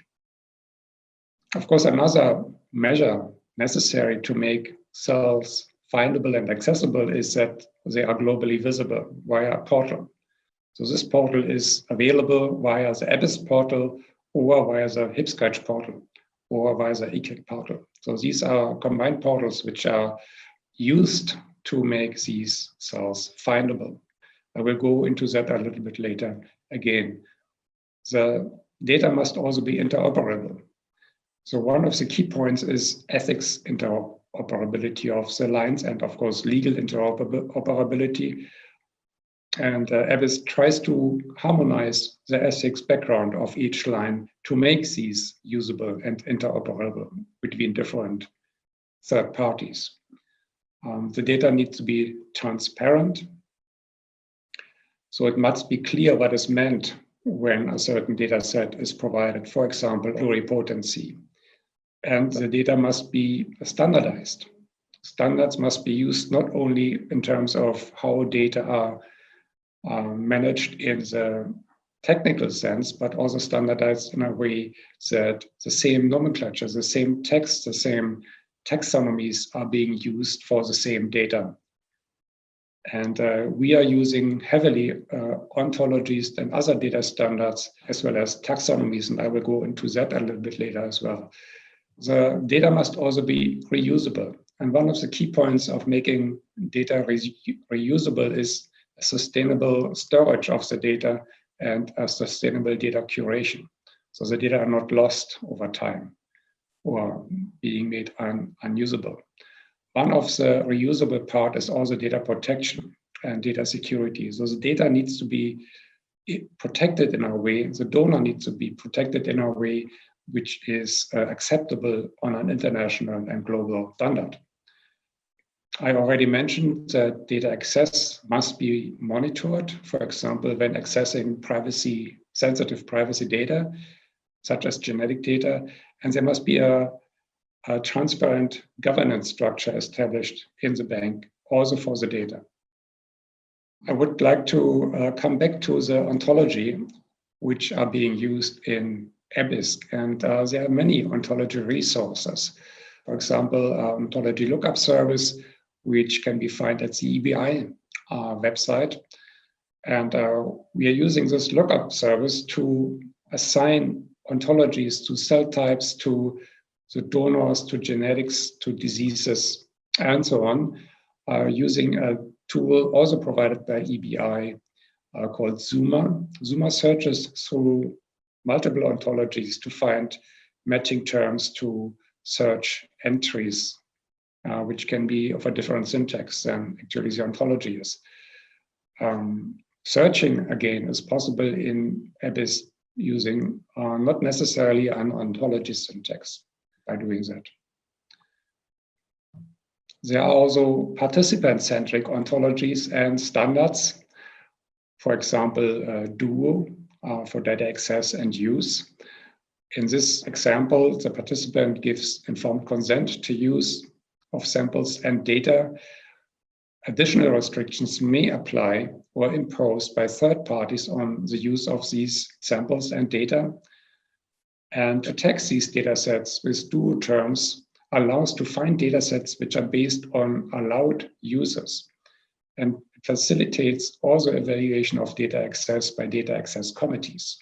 So although this is not heavily implemented yet in IPSCratch and in EBiSC, that would be one way to search for allowed searches by the donor.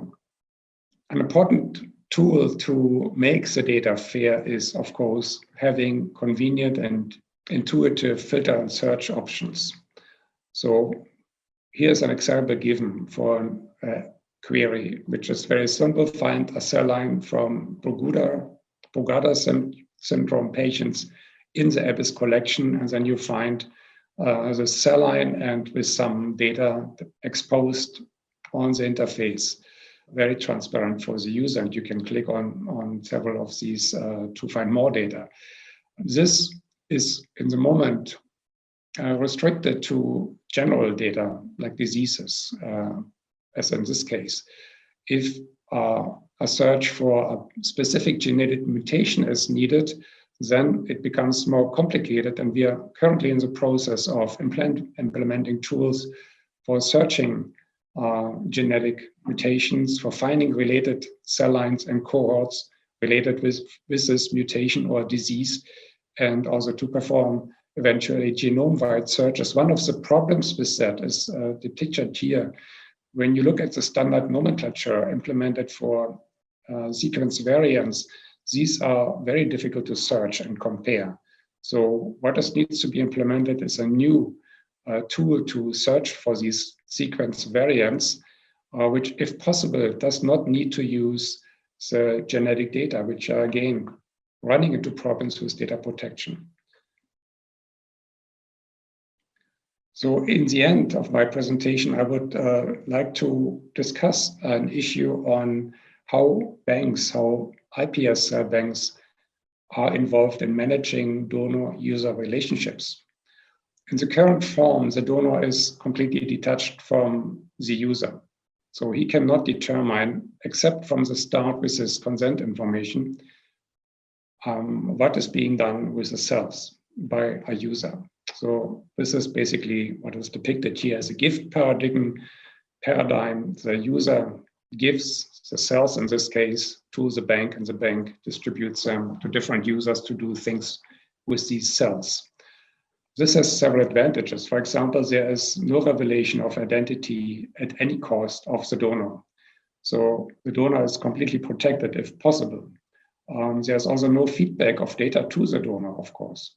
And there's usually no second contact by the user to the bank or by the bank to the user possible, which limits the allowed usage of the cells to what is being consented originally. And the cell, of course, becomes commodity donated for free use by the donor. This is called the market paradigm. The material of the donor is given away as a commodity, basically. The advantages I already mentioned. There is a secure and established structure for this principle available. There's an altruistic donation involved with benefiting society, and the donor are quite protected if data protection rules are applied. There are some disadvantages as well. There might be unconsented research. This might be unknown not only to the donor, but also to the user, that this research, this planned research, is not consented to. That opens up certain liabilities. And also the donor is completely powerless about what is being done with his donation. So when we look at induced pluripotent stem cell lines, these are essentially biological twins of a donor. And the data model this donor as a basically data twin. So this might then put more responsibility to an iPS cell bank towards both the user and the donor, and how that responsibility can be managed will be proposed in the next slide. But here I would like just to discuss a little bit further what's meant with iPS cells are twins. So they're a renewable source of cells. They're basically of human biology, and they can be used to develop, for example, organoids, brain organoids, tissue organoids, or organoids which reflect aspects of the donor in biological terms. They are genetically identical to the donor, and the cells are also genetically modifiable, so by genome editing, for example. And it is associated, the cell line is associated with a clinical, lifestyle, environmental, and biographical data of the donor. So the whole cell line itself is a biological twin of the donor, while the data associated with them can be used to generate a digital model organism. And these can be verified, these digital models, by the stem cell twin. An alternative way to manage the donor-user relationship is by empowering the donor. And what empowering means, I will try to describe in the next few sentences. That means essentially that feedback to the donor and by the donor is possible.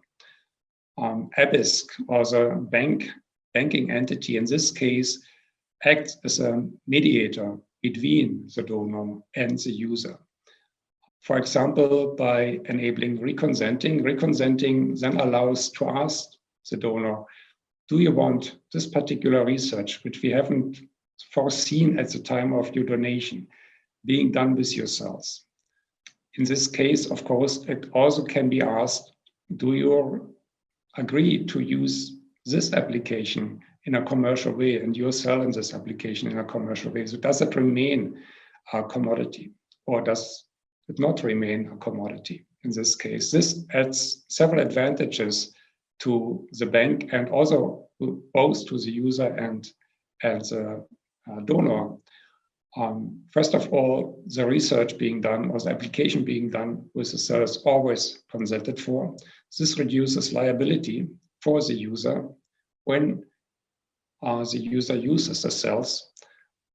And there's a benefit on both sides. The donor can get feedback from results obtained with the cells and can also feedback on the use of the cells. The user can get feedback from the donor on what's possible and has rather more easier access to the donor, for example, on obtaining additional clinical or lifestyle data. With that, I would like to close, and I'd like to ask you that you keep your questions until the panel discussion. You can find the contact information here. Thank you very much for your attention. So thank you, Andreas, for your talk.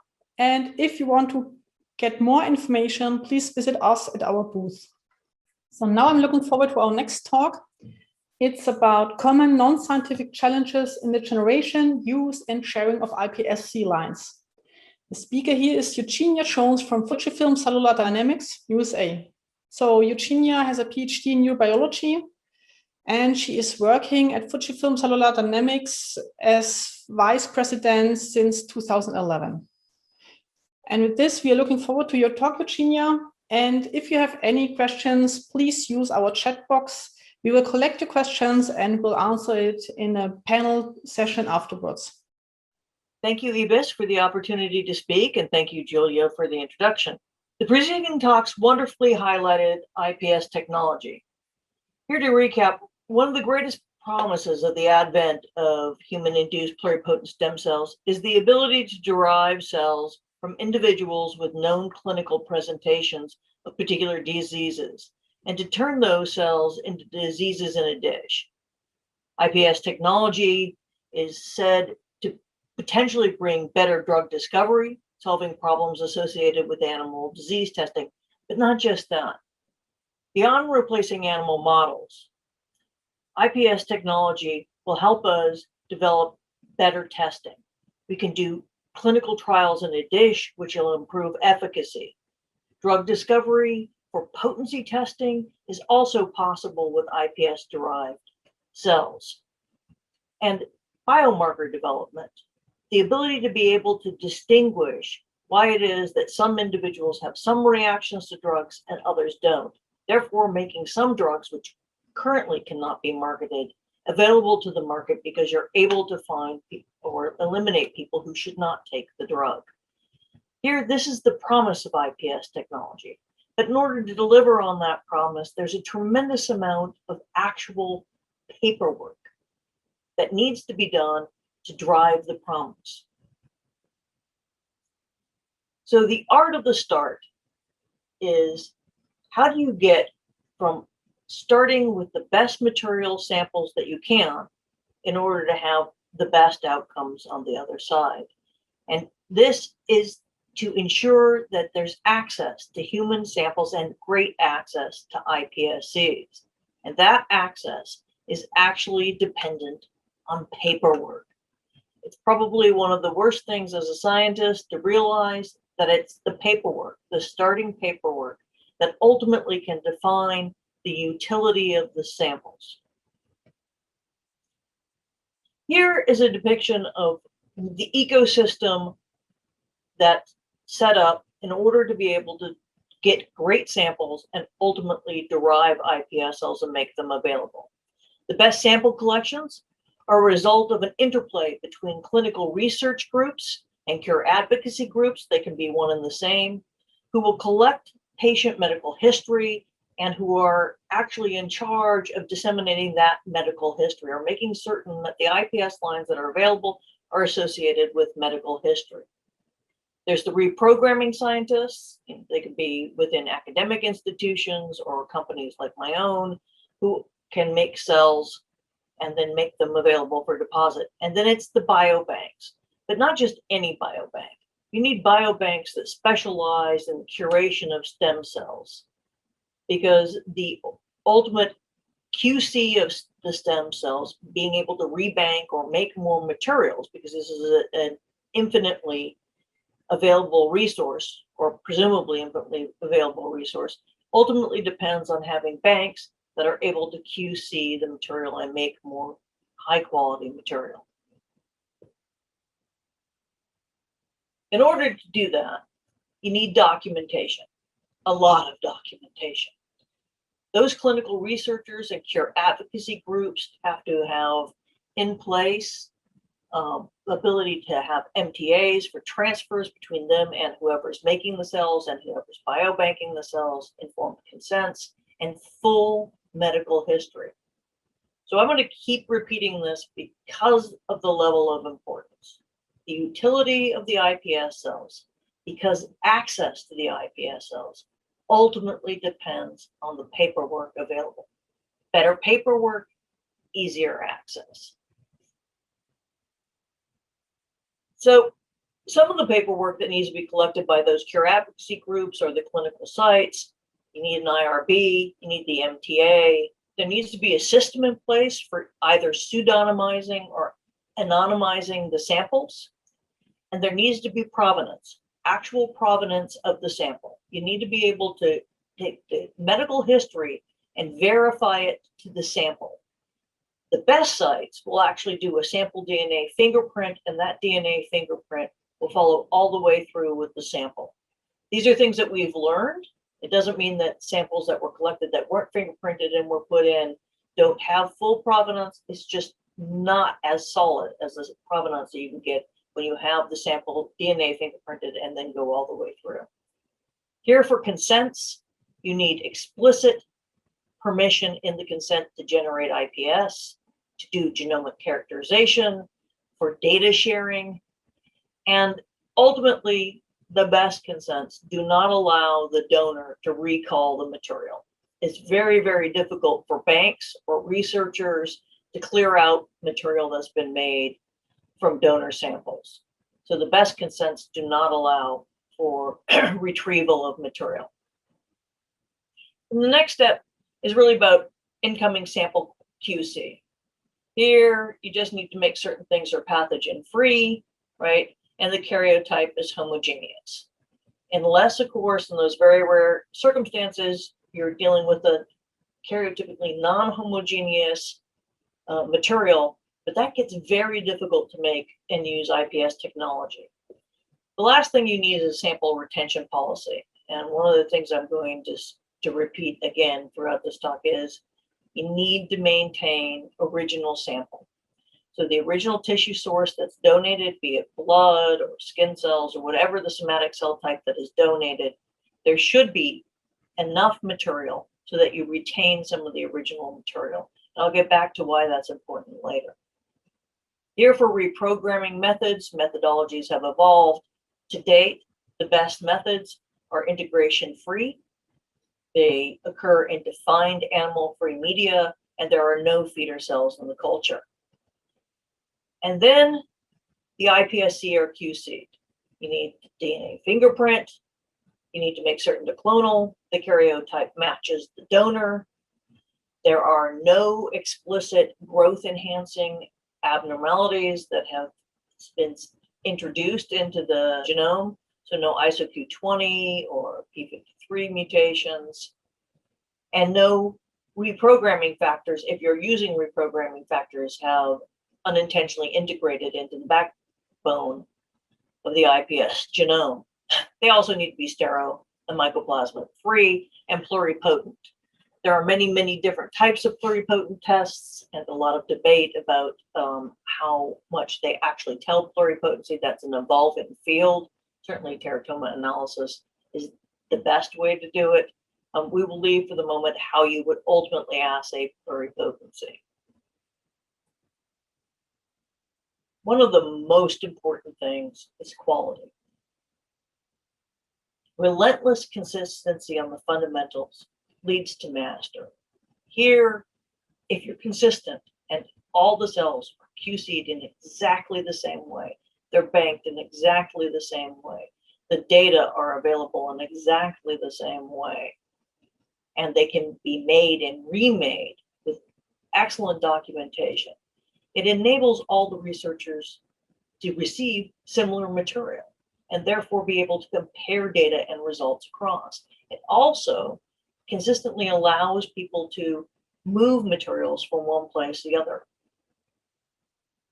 Better if that is done through a biobank, but if somebody has the desire to move their own cells, all the need for paperwork and all the consistency must be there in order to best enable the field to grab cells and use them, reproduce data, and then take those data and move forward.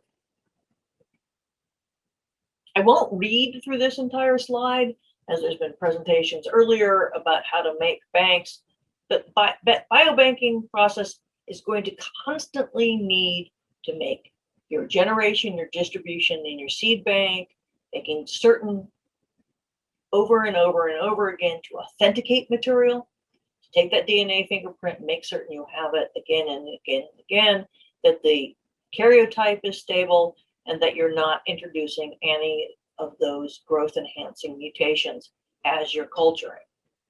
It's not just about very good culturing practices, but to make certain that the QC is repetitive, consistent, and must contain authentication, karyotyping, and the check for growth enhancing mutations.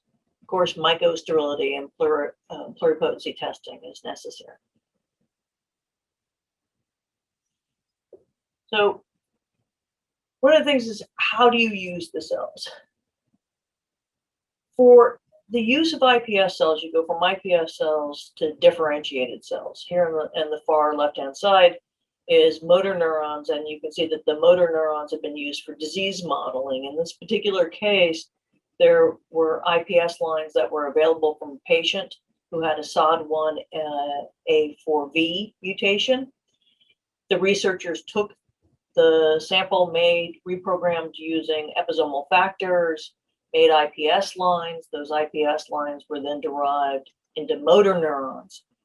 And the motor neurons were tested across a large population of ALS mutations and then apparently healthy normal controls. And the researchers saw that there was a hyperexcitability, or at least there appeared to be hyperexcitability. To prove that there might be a hyperexcitability associated with the mutations involved in ALS, the researchers then took the A4V sample and genetically engineered it into an isogenic control. They made clonal lines, pulled those out, made those into motor neurons, at the same time, again, making motor neurons from the original sample, and put them in side by side into an MEA and tested and re-showed hyperexcitability. Now, going from those data, they then hooked up with ALS, target ALS group, and did a 180 patient sample collection where the patients, right, were given retigabine. Retigabine is a drug which is actually shown in the disease model in the dish to take the hyperexcitability and reduce it to a normal excitability. So the trial was 180 patients. The patients were given doses of retigabine, right? Blood samples were drawn before this dosing and iPS lines were made. And those lines are being differentiated into motor neurons. The patient's outcome in response to retigabine is an anti-epileptic drug that's been on the market for quite a while, so it's known to have safety. The patient's response to retigabine is now being tested to see if the motor neuron response for derived lines matches those responses seen in patients. And we're anxiously awaiting to see if, in fact, the efficacy in a drug trial can match the efficacy of a drug trial in a dish. And one of the things I said when I talked about the ability, one of the promises of iPS technology is, in fact, clinical trials in a dish. These experiments will demonstrate whether or not that promise holds true. One of the other promises of iPS technology is the ability to be able to test how drugs differentially impact members of the population. And so the FDA, for safety purpose testing, has actually done 20 apparently healthy, normal individuals that were given a series of drugs known to have particular types of cardiac effects, but that those cardiac effects were quite diverse amongst populations. They took 20 individuals, they gave them drugs, measured, in fact, EKGs on all the individuals, then made IPS lines, made cardiomyocytes from those IPS lines, and tested the drugs again on the cardiomyocytes from the IPS lines to test to see if what the patient or the apparently healthy normal subject experienced in an EKG in the heart could be reproduced in MEA recordings and patch clamp recordings of cardiomyocytes derived from those individuals. And that publication is just coming out. There is a correlation. The upshot is there is a correlation. So here you can see one of the things about use is the clinical data, the ability to associate the clinical data with each individual donor to the donor sample, and then the results of the derived IPS lines is absolutely critical in order to be able to define the use and utility of iPS cells to make certain that that promise can be realized. So sharing. So congrats, the paper's been accepted. Right? So you have work, you've done work, you've derived your IPS line, you've done your experiments, you've made differentiated cells, you've done your experiments, you wrote the paper. The paper's been accepted. Now the editor, for some journals, are going to ask you for cell line authentication. Well, if you did everything that we said earlier, you will have the cell line authentication. You want to register your lines. You have all of the paperwork, the informed consents, the MTAs, the cell line authentication, all of the testing. Because methodologies for reprogramming vary quite a bit, and they have a lot of IP associated with them, I really highly recommend you not only register your lines, but ultimately you allow a bank to distribute your lines, as they're better able and more knowledgeable about how to move materials from one place to the other. Also, some journals and many funders require that the IPS lines that are published are available in a biobank. And ultimately, you want to send your materials to collaborators. You can keep doing all the QC and maintaining a bank, or if you did your paperwork at collection and you have everything, you fill out the deposit forms at the bank. Should be a breeze, right? You send your materials all to the bank, and you let the bank do the import, export, and answer all the licensing questions. Otherwise, you do have all the paperwork, so you could do all of those things. But again, I highly, highly recommend that you put your samples in a biobank that is a stem cell biobank, where they have the QC and systems in place necessary in order to be able to maintain your collection. So the take-home messages. Documentation, very, very good documentation is absolutely essential to be able to fulfill the promise of iPS technology. That interplay between clinical researchers or care advocacy groups, reprogramming units, and biobanks is essential. You need to keep your starting material. You need to keep your starting material because reprogramming technology is evolving. We have no idea what may come for reprogramming technology or what our current technologies may introduce that may be undesirable. If you have the starting material, you can always go back and make more IPS lines. Very good biobank will biobank your starting material and your IPS line so that you don't have to take care of these things. Register your IPS lines with the link to the site that is managing the clinical data. Ultimately, you want to publish, you want to move on, do more research, do better research, register the IPS line, put the cells in a bank, and let the links evolve so that more researchers can find the samples and use them and use your research to help move the field forward. As I said, lastly, deposit the lines of the biobank. Let them take care of all of the paperwork and all the QC to manage your collection. Thank you for your time and the opportunity to speak. And now we'll move on to the panel discussion. So thank you, Eugenia, for your very nice talk. And also thanks to all other speakers. I would also like to thank the attendees. If you have any questions, as I said, we will collect them and answer them in the final panel session. So now we can raise our final Q&A session, and we will try to answer as much as possible of your questions. Thanks a lot.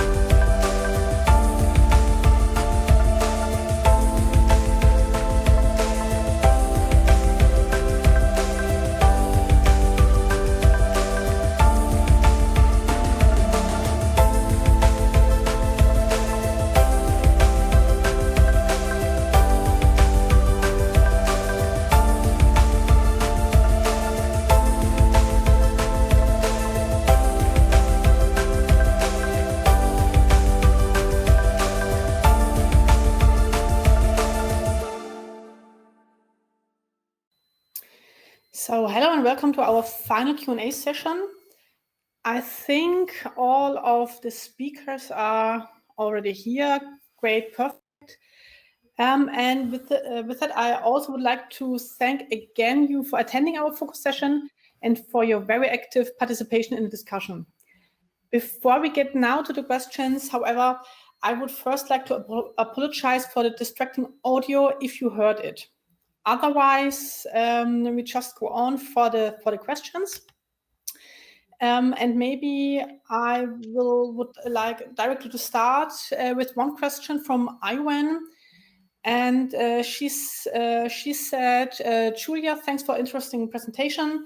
Do you see variabilities in how different iPSC lines are affected by seeding into bioreactors? Do you see any association with how different lines were generated, e.g. reprogramming methods, etc.? So here I would like to directly answer this question. We definitely see differences in the IPS lines that we are using, but to be honest, we also see these differences already into the standard culture. So we are working in the lab normally with up to 10 or even more IPS lines, and we always have this kind of good performer and or low performer, and we see comparable behavior later on in the bioreactors. So for that, we always have on the one hand to adapt our protocols a little bit, the seeding density and so on. But as I said, we already have some indication from the 2D, our normal 2D standard culture. But we cannot see any association with the reprogramming method or something like that. It's just always a little bit, luck. And as I said, we have the chance then to adapt the protocols. And our aim, of course, is later on that we have one protocol for the bioreactors that really are in total working with all IPS lines. But also here, we always have results with a very good harvest or a very high harvest yield. But on the other hand, also IPS lines with a little bit lower harvest yield. And that's how we're working on that. Okay, with that, maybe I can directly go on to another question from Sushmita. She asked, how many passages can you keep these iPSCs which have had the INGN2 or SOX9 editing? And together with that question, maybe I also can add the question from Wei, because she asked, let me see, to Alfredo, I would like to know more about neural network burst activity and cell types. We see many time cultures have good spike activity, but no bursts. So maybe, Alfredo, you can combine these two questions a little bit. And now you are still on mute.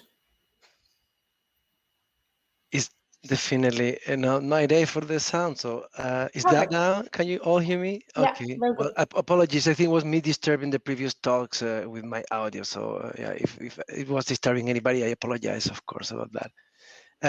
So back to the questions. So the first one from you mentioned from Shumita. So about the passages of the cell. So I understood that she was asking at the iPSC stage, and of course, as you all know, the number of passages is as good as many as they can be, given the quality control steps that you have followed up. Of course, you know, genetic stability and pluripotency, as long as they are good and they pass the quality controls, they should be able to be passage. If the question was about the iPSCs, as for the astrocytes and the neurons, so we basically do not do any kind of passage. So we just trigger them differentiating, and we keep them basically as has been described in the publications that I mentioned during the talk.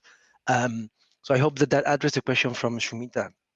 And regarding the question from Wei, functional properties of the neuron. So this is a very big and open debate, and I hope that someone, if of course, it's something that we had as a debate for this moment today for discussing. So if any of you in the audience has used the NGN2 neurons or human astrocytes for their functional studies, I'm very much looking forward to hear your thoughts and of course your questions about that. There is in the field, so the use of the NGN2 cells has been widely claimed to be to support the neuroscience or studies with us using them as brain cells.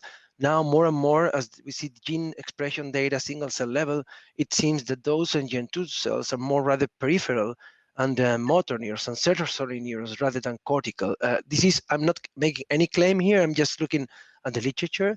Functionally wise, pharmacologically wise, we do not see, for instance, response to the glutamate as has been shown. And however, we do see, and that's what I wanted to highlight during the talk, we do know that this response is quite depending on the type of astrocytes the cells are co-cultured with. So it's quite common, people use primary astrocytes, mouse or rat primary astrocytes to co-culture the NGN2 cells with, and those cells, those astrocytes are not a pure culture, so they bring along some, let's say, contamination, and you have to keep in mind that you need as little as 1 or 10 cells that are interconnected with your cells of interest, triggering activity or response to have a response to those, and that might not be necessarily coming from the cultures. We have not seen that with the human astrocytes. We have seen, for instance, more response to somatostatin than to glutamate, and it's something that we are so surprised to see. And of course, this needs to be more better characterized. Regarding the other comment from Wei, and with that, I think that I can close up, was about the burst activity and the neuronal network. So we do see in the MEA studies, and we have done also dual patch. So we are patching, I mean the EBiSC experts, I'm not an electrophysiologist, just to be clear. So when they were patching or triggering the activity in one cell and recording a neighbor cell, they were able to see that there was not always a high level of connectivity, chemical, what they call the chemical connectivity. And however, with the stimulation, with electrical stimulation, that was observed. Again, I'm not an EBiSC expert, but we see in the MEAs that when one electrodes get active, pretty much the whole well gets active. We do not know yet chemically how this is driven, and if this is more or rather a subject of hyperexcitability of the whole culture in such a way that once you have one cell that is firing an action potential, that network activities going throughout the whole well. So again, it's something that we're digging into details, and definitely we do see, back to your last point, where we see more burst activity. If this is a result of the hyperexcitability of the cells or not, we are not yet sure, but we are definitely digging into that. And our goal here is, as described, the co-culture of the human NGN2 cells and the SOX9, it is to dig and to go more into this direction, as we have observed very positive outcomes in terms of both activity in the MEAs, but also passive properties in the patch clamp. So I hope with that it touched a bit on a few questions that were raised by Wei, but also some others during the talk. If it's not the case, please, the chat is still open, just bring it up and I will try to give more deeper details.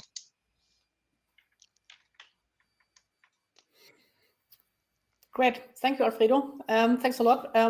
Maybe I directly go ahead with the next question. So now we have 2 questions for the hepatocyte differentiation. I know you already answered them in some sentences in the Q&A chat. Nevertheless, we have the question from Iwan to Mikkel and Emily. What is the most important aspects for defining maturity of iPSC hepatocytes? And as a second part of the question, maybe from Isabel, Mikkel and Emily, did you compare the level of markers such as albumin or CYP enzyme activity across 2D and 3D? Maybe you can elaborate a little bit on that. So, yeah, so if I was replying in the chat, to me Emily, I'm sorry, you are not very loud. So can you hear me now? Yeah, it's better. Okay. Yeah. It's what I was mentioning in the chat. For me, the expression of detoxifying enzyme is one of the key events to show that the hepatocytes are mature. And the function also, the function that they can have, I mean, the function of hepatocytes, like a storage, lipid storage or glycogen storage of this kind of thing, to me, it's one of the major things we have to check when we do look at the differentiation. And for the 3D, just quickly, I didn't try. I mean, it was one of the things we have to do. First, I have to miniaturize the assay. And then one interesting thing to do would be to look at the 3D also. Yeah, I think you're completely right, Emilia. Also looking at the functional enzymes that break down the toxic substances, so the CYP enzymes and so on, that they are present, and ideally they should be also inducible, and that's of course always tricky to achieve the same level of inducibility in iPS-derived hepatocytes compared to primary human hepatocytes. And it seems to be that in 3D they, in my hands, they get more inducible, but it is also sometimes difficult to measure because you have so low few cells in a 3D spheroid. If you culture in a 96U well, you have maybe 10,000 cells, and it's low readout sometimes you end up with. So, but I think the functional properties, as you mentioned before, Emilia, is what we would look at. The enzymes, and of course markers such as albumin, anti-1 alpha trypsin, and other hepatocyte-like markers, both on the RNA and the protein level. And of course, secretion of albumin and urea is something that would be good to check as well. Good. Maybe there's one more. There's another question now, more to the panel. I see here from Nancy. It's about the use of if someone is interested in accessing an EBiSC line for clinical use, if it's possible to inquire about this possible use for therapy or by reconsenting. And the question related is if EBiSC will be able to manage the query to the depositor. And I guess that this is a broader question for the whole panel, and you know, I think it would be someone more involved in the part of the documentation and maybe the clinical use. I look at here to Andreas. Maybe you can comment about if or not those cells can be used for any kind of clinical purpose. Yeah, I can try to answer that question. So in theory, it's possible to go back to the donor and reconsent. It's not easy, but it's there's a possibility. Whether the lines are usable for clinical application depends on other factors than just the consent. It depends on how the original primary material was collected and whether the user will go through the process of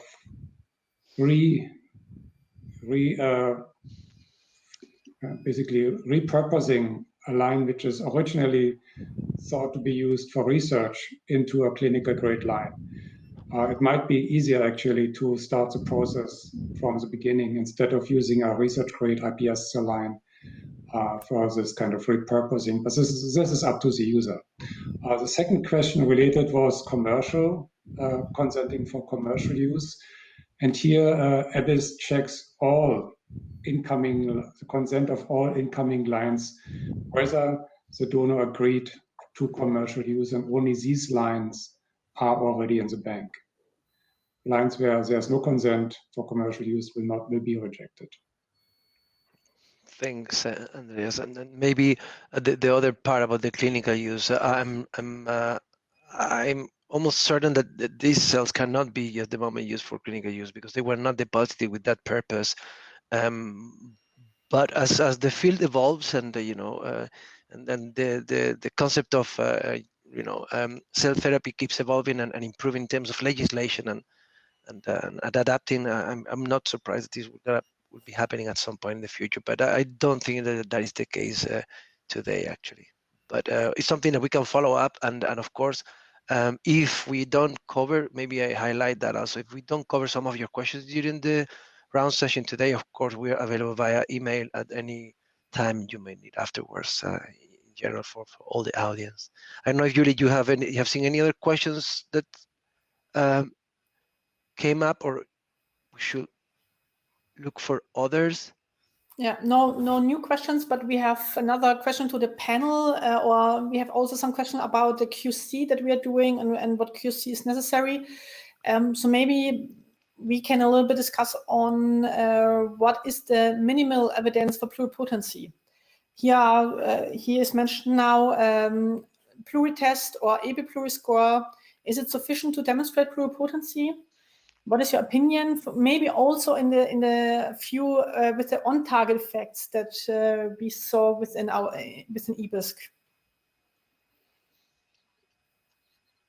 Yeah. I don't know. Yeah, Benjamin. Maybe you. Is my keyword, but so the pluripotency test that we are doing is normally trilineage differentiation. I'm not familiar with the other ones, so I can't tell what they are based on. So maybe I can a little bit, for example, for the pluritest, here it's mainly in EB formation. That means that you have a quite unspecific differentiation into all three germ layers, and then you look if you really have the signal from all three germ layers. But I fully agree. So with an EBiSC, we really are looking in the differentiation capacity and within directed differentiation, because only pluritest and EBiPluriscore is not really sufficient, in my point of view. But that's open for discussion, of course. So you agree? Other opinions? I agree with you. I don't think that those tests actually test pluripotency. They more test stemness, and that ultimately differentiation is the only way to test for pluripotency. And it's one of the reasons why using HIPSREG is so important if you've gotten a line, because you may differentiate it to other cell types. People have yet to differentiate it, right? I mean, an awful lot of lines are deposited without full differentiation across. So these tests are good for stemness, not so great for pluripotency. Yeah, maybe I can also add that we are also pioneer doing directed monolayer differentiation. But I think in general, it doesn't tell you much about the line, how well it differentiates to the different germ layers, really.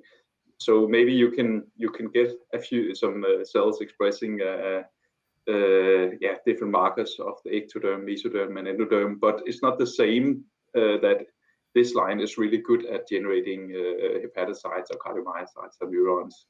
So you really have to go the full differentiation in order to know how your line performs.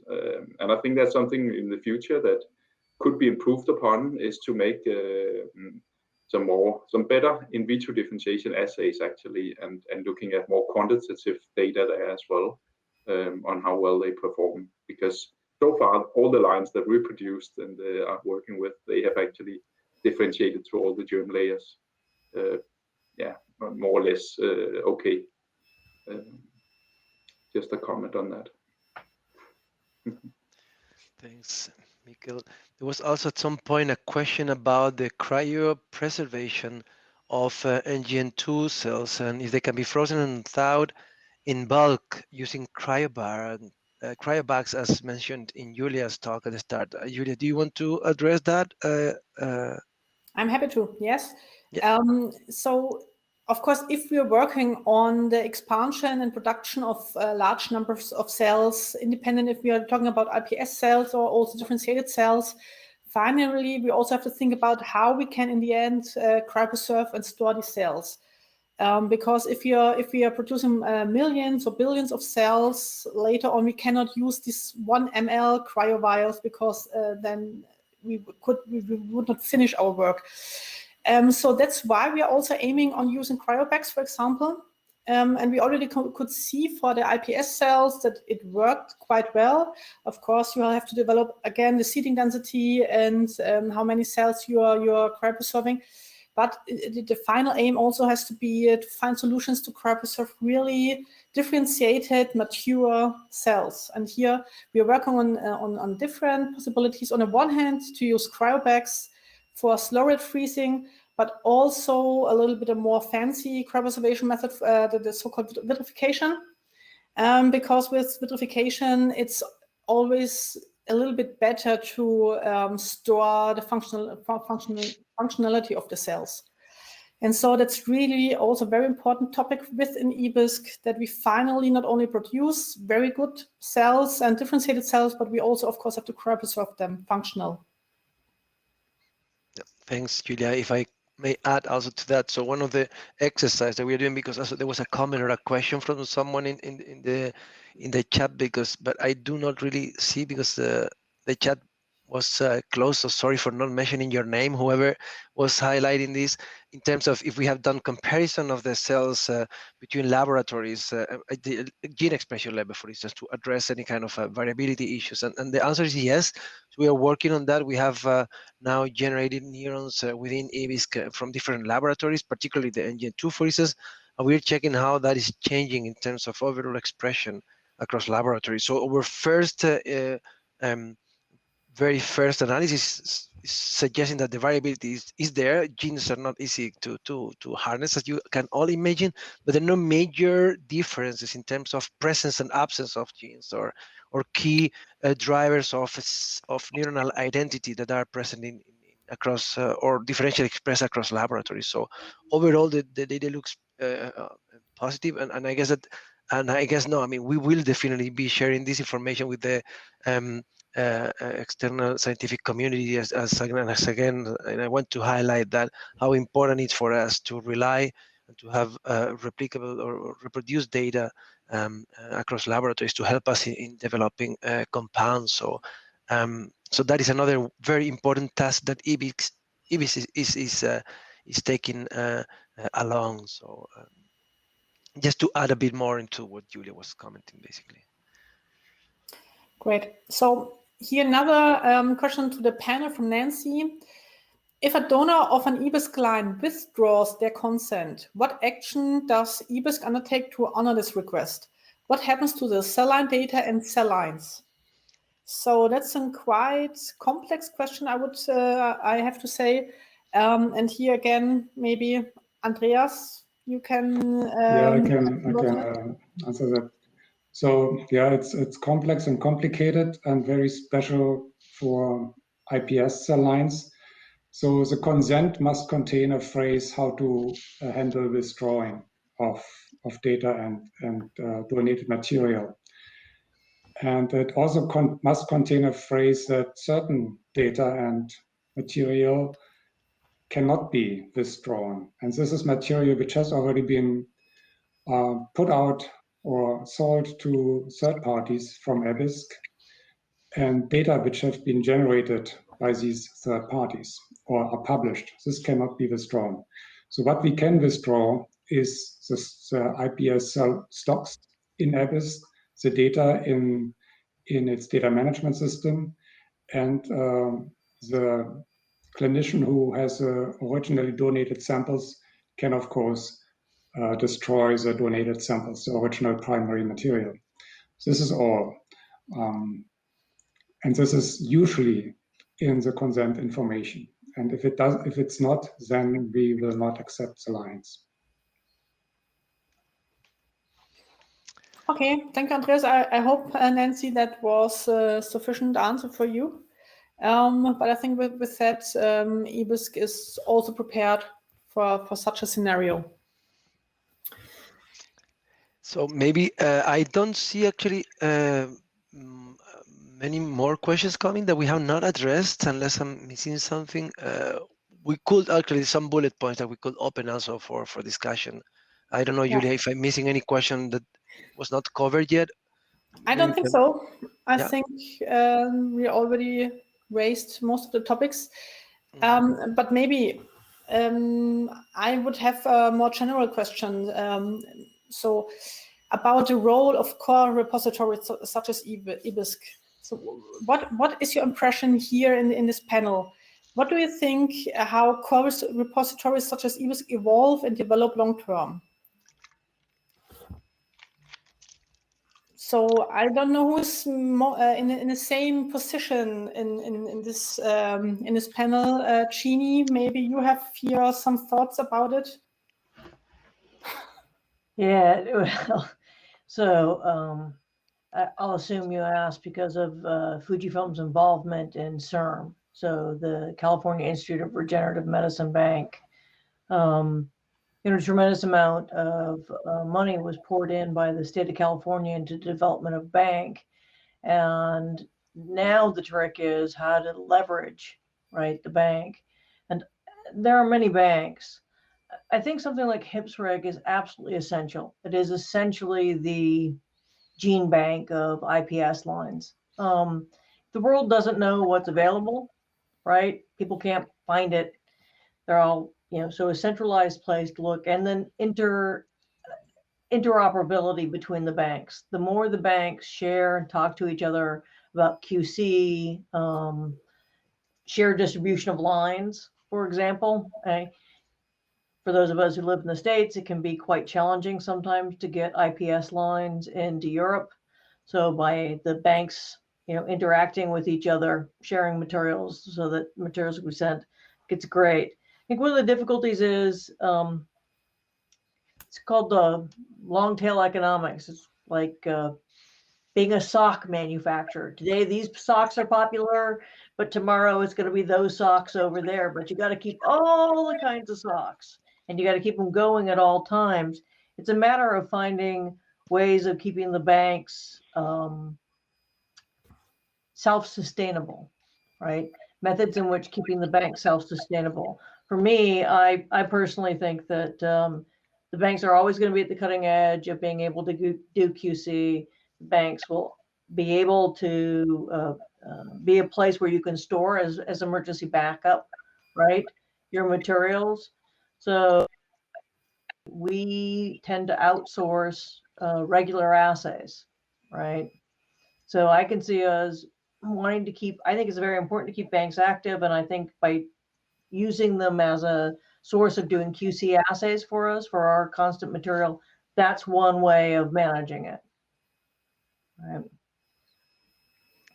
Yeah, I feel maybe from a more from an industry, let's say, from a pharma perspective also, I think it's very, very relevant to join efforts in making these platforms available and sustained. There is nobody or not many researchers are going to be investing or asking for grants to create these kind of platforms. It is upon the users and the industry, but also public, and of course in the scientific audience that is probably listening us now, to make use of these platforms. So we all as a community move forward together, keeping the same standards, keeping the same tools, sharing and comparing outcome from our experiments, because in the end, it is the only way in which we will consolidate such a technology that we all believe that it's bringing us, it will be bringing us a substantial difference. And I'm thinking now particularly in the neuroscience field, as I mentioned during the talk. One of the very positive things, for instance, from EBiSC for us, it is definitely to have access to high standard and highly QC'd cell lines, gene edited, the tool lines that I was presenting, for instance, the neurons, the astrocytes, but there are others being prepared.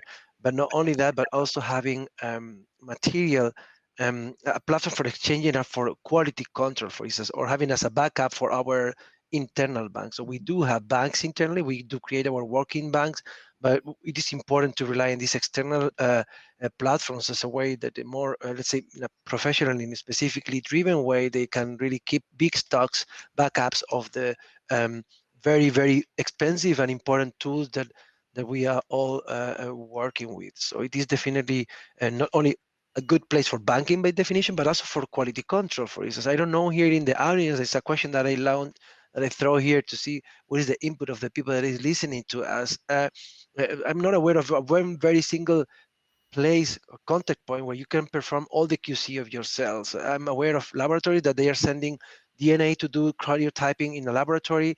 They're doing the qPCR in another one, and they are doing, I don't know, other type of analysis in a third laboratory. So I wonder, and I would like you just have to type here examples or companies if anybody is listening to us that will be having such a service, because at least me from an industry a platform, I have not access, and I know, and we are working in EBiSC to have this in place actually. So you create your master cell bank and you store it there, and you just send one vial, and in a couple of weeks, ideally, or in no longer than a month, you have a full report assessing those questions, and that is actually extremely important for us. So we do rely on the product that we receive in our laboratory and start immediately with our experiments without the need of doing the QC upfront from there, for instance. So that is at least a thought that from the industry we have about the use of these kind of iPSC banks, actually. EBiSC, but many others available, of course, worldwide, many or several others available. Yeah, you're totally right.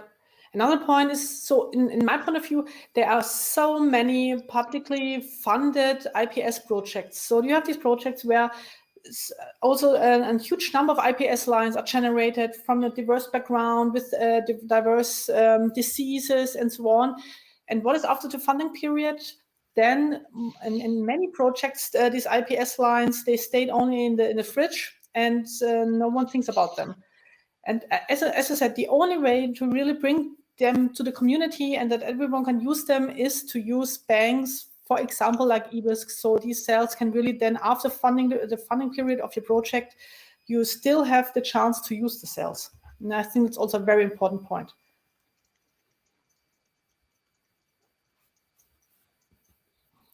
Great.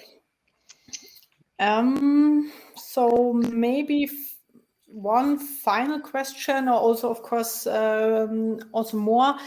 But again, from the industry perspective, Alfredo, in your point of view, what are the key challenges in increasing usage of iPSC derivatives in screenings and in drug development? Well, from the industry, at least from the neuroscience industry, and that's my very narrow view of this field, of course, when looking at it and using it in the laboratory, at the moment, the biggest bottlenecks are actually, and that's something that came out during the some of the comments, it is the availability of big batches of cells that can be supplied in one go, so you can consider running big screenings or campaigns or testing hundreds or thousands of compounds in one go in such a way that you can eventually compare 3 different batches as 3 independent replicates, for instance, and then working in the doses, different doses, and so on, different time points. So definitely accessibility of those and price-wise in the same way. So we know that the cells are not very cheap to produce. There are many companies out there producing a different scale, but when you consider about buying, 1,000 vials of cells that cost €1,000 each, you can imagine, that the price tag it's quite high. If it's good quality, definitely that can be done. But maybe there's something that can be done by big laboratories or pharma companies, but definitely not accessible to the whole scientific community. And that is something that we all have to work in, which is in making these tools available to non-experienced laboratories so they can really make use of those tools to answer their specific questions. So there's a bit, some things that I can think about when considering and the big use of the use of those cells at a big scale. People work about, the organoids, for instance, and there's something that we were mentioning at some point. Organoids are there, but at the time, I think at this time, if we want to work in big scale, organoids are not anywhere in the short term to be used for that. Although we know that we can generate spheroids or different type of names that they give to those structures, three-dimensional structures. But the variability, even if it's good, has improved quite a lot. Definitely would not be enabling again a screening of, I don't know, 10,000 compounds in the way in which it is done. So these are a few considerations that at least when thinking about big supply of cells that one could think of from an industry perspective. Yeah. Great, thanks. That was very helpful. Having a look on the Q&A section, I don't see any new incoming questions. So, Alfredo, I don't know. So maybe one of the bullet points, I don't know, because I don't see much activity, and actually cannot see how many people is connected. So we still have 14 minutes to the end of the session, so we do not necessarily have to use them all. Maybe just one more comment that we had here also as a way to highlight, because it's of interest for EBiSC also, is about the new QC standards. I don't know if we touched upon that already deep enough. What is the field needing? And I would think, and now for instance, looking at Benjamin and Mikkel, they are definitely much more experienced with the gene editing. But the field is definitely missing also a tool that enables the on and the off target effects of the gene editing in a fast and let's say in a high or quick turnover or turnout type of in terms of timelines.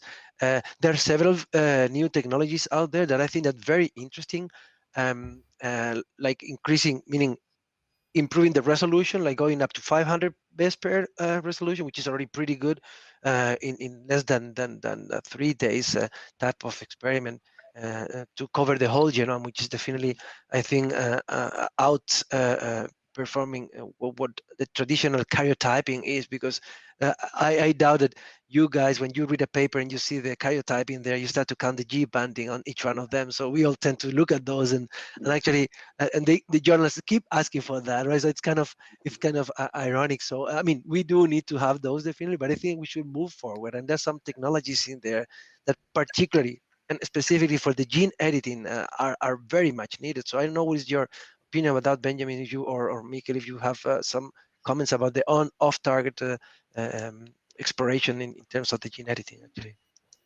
Yeah, well, so I mean, we have learned our lessons from this one set with the upper E lines.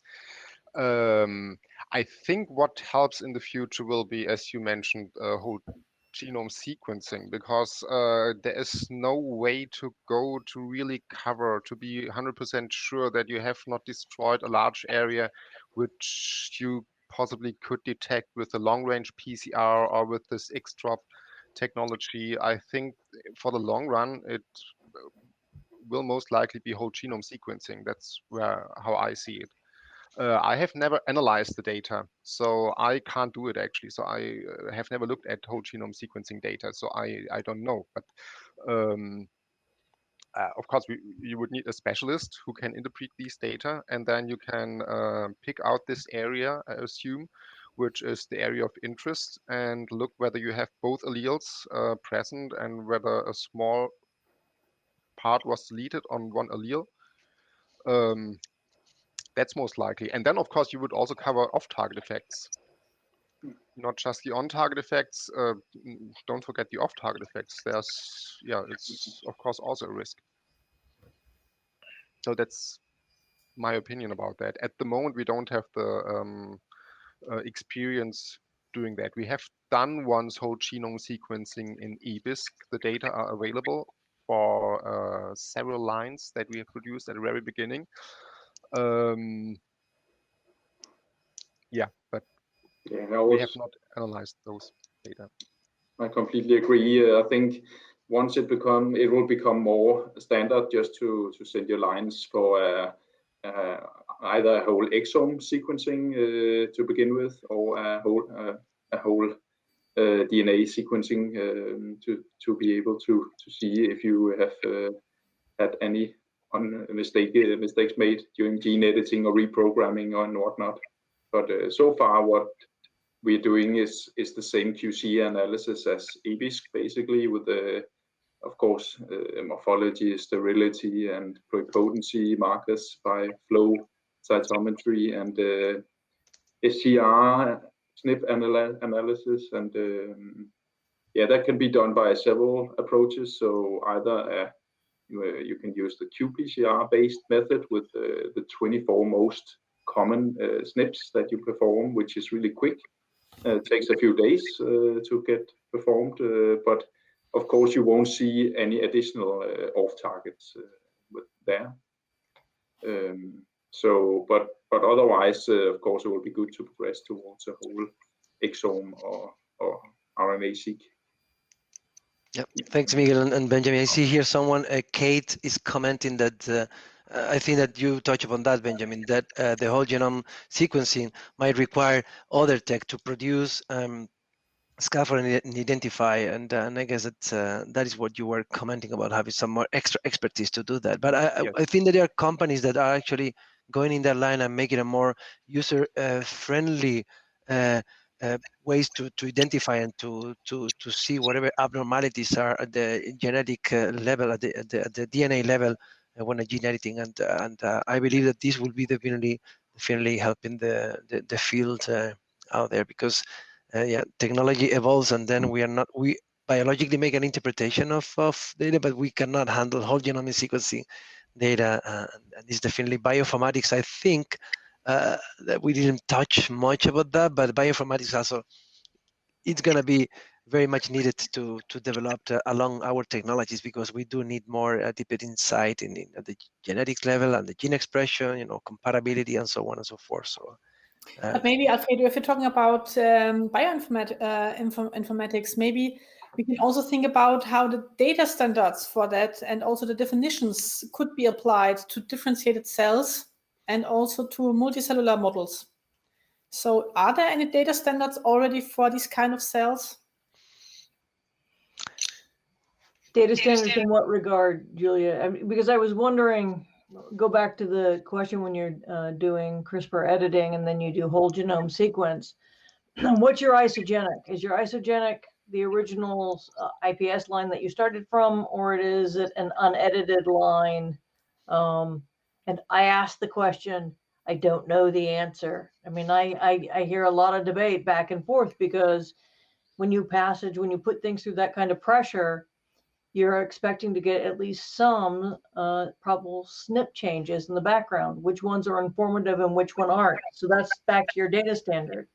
So what do you use to compare against? And then how many mismatches are allowed? Are you only looking in this region? Are you looking at, certain mutations that might give you more cancer, or ISSCR mutations, or what do you compare to? Definitely, it's an open question, and that I can bring it to the field of the neuroscience again. Sorry, I am obsessed with the neuroscience. I don't know why. So, but for instance, when it comes to maturity, so there is no consensus. So people speak about mature neurons, and I think, and I addressed one of the questions in the chat. But maturity for a developmental biologist, you will see only the expression of the gene of interest or the non-expression of a gene of interest, and then you will consider that is already non-progenitor and therefore mature. But for an electrophysiologist, definitely that will be not enough. So that's where we put our standards in terms of functional properties. So we want to see, because actually functionality, it comprises basically everything that is needed to make a cell to be mature at the gene expression level, but also physiologically speaking, in terms of the membrane properties and some biochemical properties that are also underneath, that ultimately allows the cells to respond to a glutamate or to any others, and of course the resting membrane potential or the size or the amplitude of the action potentially it is a key parameter. But what I'm trying to say here is that there is no consensus, for instance, to define maturity. And we should start, and I think that at least we are trying to do that, and also part of the EBiSC activities on that line also it's not about setting the standard and say you follow this, but actually opening the debate and say, well, what do we as a field consider? What is the consensus that we find to say, well, maturity, it is A, B, and C. Pluripotency, it is A, B, C, and so on and so forth for any other concept. It is definitely not easy, but and I believe that the ISSCR actually is touching somehow upon that, trying to gather consensus and to put together the scientists that helping in that definition. But overall, communicate. In this field, Andreas, may I ask, is HPSC-REC flexible to deal with these different standards or these different formats and bring it together? So basically what we need is a matrix of, let's say, gene expressions of all kinds of data which can characterize a cell. And then we have to place the cell at hand into this matrix to know what we are working with. And that doesn't necessarily need a standard, a gold standard or something. It needs a flexible matrix so we know what we are dealing with. And in the moment, I think there are elements of that matrix being developed. So one is, for example, the Human Cell Atlas, which develops a matrix of mature human cells from different organs. There are electrophysiological data fields which are being developed, metabolomics, and so on. And to put all these together is a hugely complex task. And we will not reach that anytime soon, I think. But we have these elements. So with regard to HipScratch, so we have tried to put together data standards for pluripotent stem cells, which is already not easy. And the discussion about what is pluripotency reflects that to some degree. And we can, at the same level, we can do that for differentiated cells as well. Not everybody will be satisfied with that, but it will provide a basic scaffold to place the cells at hand into, and then make your own judgment whether that's sufficient for you, what additional data you would like to need, and so on. And so there are some standards available which we can use. Yeah. Nice, thanks, Andreas. Very interesting. I don't know. We have at least what I see here, 3 minutes to go. Maybe one reminder again. I guess that all the audience has access to our mail addresses and so on. So I bet if there's any question remaining that it is going to be at the end of this session, they can reach out and ask for that. The other reminder is about the posters that are there showing the work, the EBiSC work. So it's the 8, 10, 217, and 416. So I hope I didn't mix up the names. I was talking out of memory, but I think that they're the right numbers. There's some more comments here. No, that was, yeah, okay. I don't know, Julia, anything to add or to comment or to another question remaining around in the last 2 minutes that we have?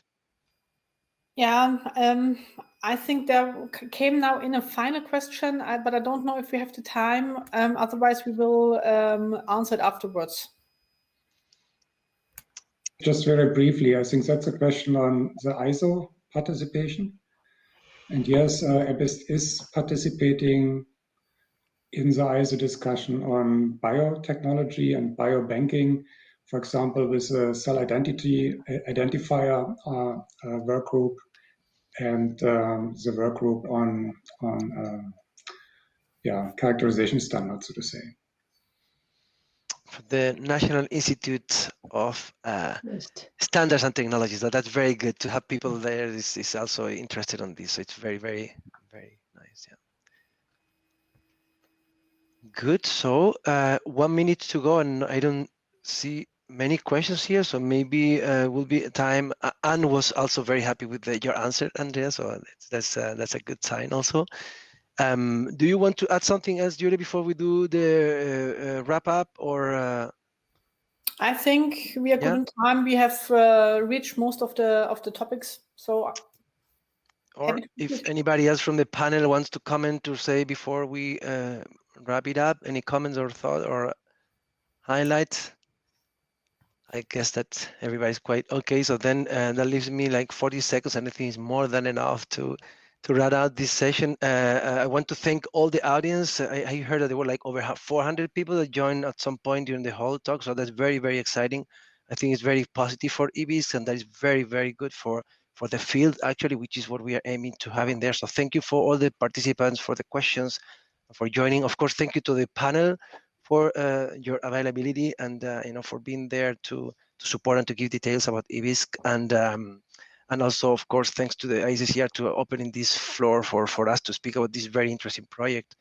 With that, again, apologies for the audio issues if you experienced some issues with that. I hope they were more funny than annoying. So, and with that, thank you for your presence here. Have a good afternoon. Thank you. Or a good morning. Thank you. Bye. Thank you. Thank you. Bye bye. Bye. Bye-bye.